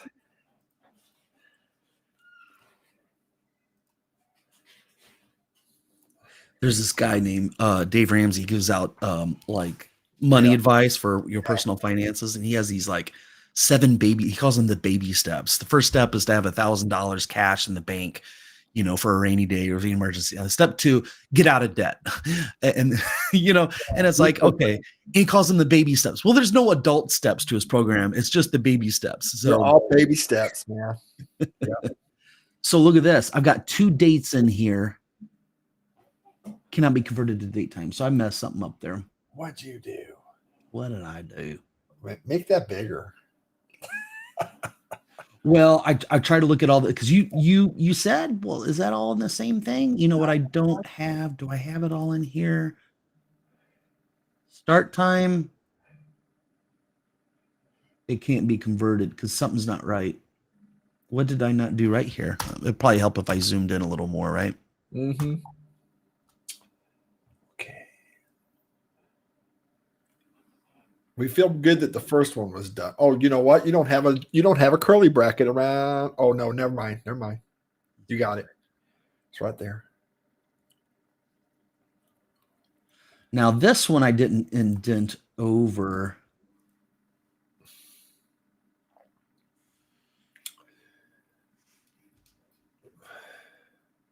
So maybe this indentation would help a little bit, like I did up there. Okay, so we got this date time value that gets this. So here's a date. There's a time. It says last. That looks good. Unless the input's wrong.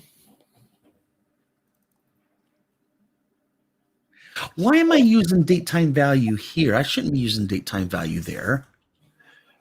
No, it should be on the end of it. You've already got. Oh, well, maybe. I think you're right, Darren. I think that's it. Yeah. It seemed like it worked first, though, before you did that, though, right? Because I think that's why it has two dates in there. Okay, yeah. Yeah. And, Makes you sense. know, instead of, well, yeah, I'm going to do this today, last Saturday, boom. I think it worked. We're on the day shift, 8 a.m., 12 p.m. Look at that. Night shift, it should be gone. Should be gone. What's going on here? You got 4 minutes to figure it out, Kurt. Should be. Oh, you know what? I didn't use the variable here. Loc time. End time. Figured it out in 5 seconds. Okay, so night shift has an 8 a.m. Day shift, you know what should be changed in this as well? First of all, we need to have a little routine here that we could call. Do you know how to have little called procedures? I do. I do know how to do this, Darren. How do you have a little called procedure that goes off and does something? I suggest you create a button and put it on your button. A button. No, we need a procedure. We don't need a button. We're gonna have a button. We're gonna have a button. This is gonna be the capsule that holds our procedure. But Kurt, we don't want users to have to click on a button, though. Right. So that way, what we do is we make them the button invisible so they can't do that, or make it disabled. And You're then, so smart. You're so smart, Kurt. I was taught very well. What are you doing here, Kurt? What you're taking us down a path here, and the code doesn't work. We got a serious rabbit trail, guys. So this is really nice to be able to do for a couple of reasons, but we're not going to talk about it because we don't have enough time. However, we're going to do it right now. What are we going to do right now? You're going to put that stuff in there. Every time we see self, we need to put in the name of that control because we're not inside that control anymore. If we're going to separate this thing out, and I'm going to hit replace, replace. Yep. Is there any more? I think that's it. Okay.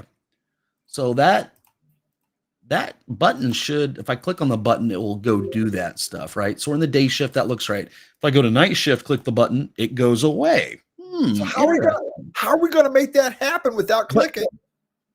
We'll just tell the users they have to click on the button. Okay. And everything will be good. Yep. And you know, that will probably go over like a fart in church. What? Why do I have to click on a button? I got Elvis to smile on that one. A fart. I'm going to call this appropriate there. Button go do. Go do. Button go do. Do a select in there. Select that. Select. You're going to emulate a click is what we're going to do. What? Mm-hmm. What? That's the same thing. Well, you know, you have an on select property, right? So we're just going to tell it to go select it. And that means that's going to fire off that on select property of that thing. You can, incidentally, you can do that with any object or control that has an on select property. So I can make this sort of like invisible by doing now I could just keep on hitting control left square bracket and it will take it down. So now it's behind this little gal, or we could just set it to be invisible. But boom, that button's still there, but they're never going to be able to click on it because it's behind there. Now, what happens when the screen appears on the on visible. Oh, look at this. Well, this wasn't right now. We need to go call that button, right? Yeah. Can we do that in a non-visible? If as long as you make that screen invisible first, it's kind of go here. Day shift, we have a task. Night shift, we don't have a task. What about graveyard? no task. What about all shifts? Well, we got to update some We code got a there. little work to do, yeah. So, But I feel like we've got to a point where we sit here and we wonder the $1 million question, you know? And that $1 million question is, what video do you watch next? Guys, for some reason, YouTube thinks you're going to like this video next. Let's see if they're right. Or you can select this playlist, which I've selected for you based on the content you're currently watching. Guys, got to hurry. Click one of them. Otherwise, YouTube's going to autoplay some other video.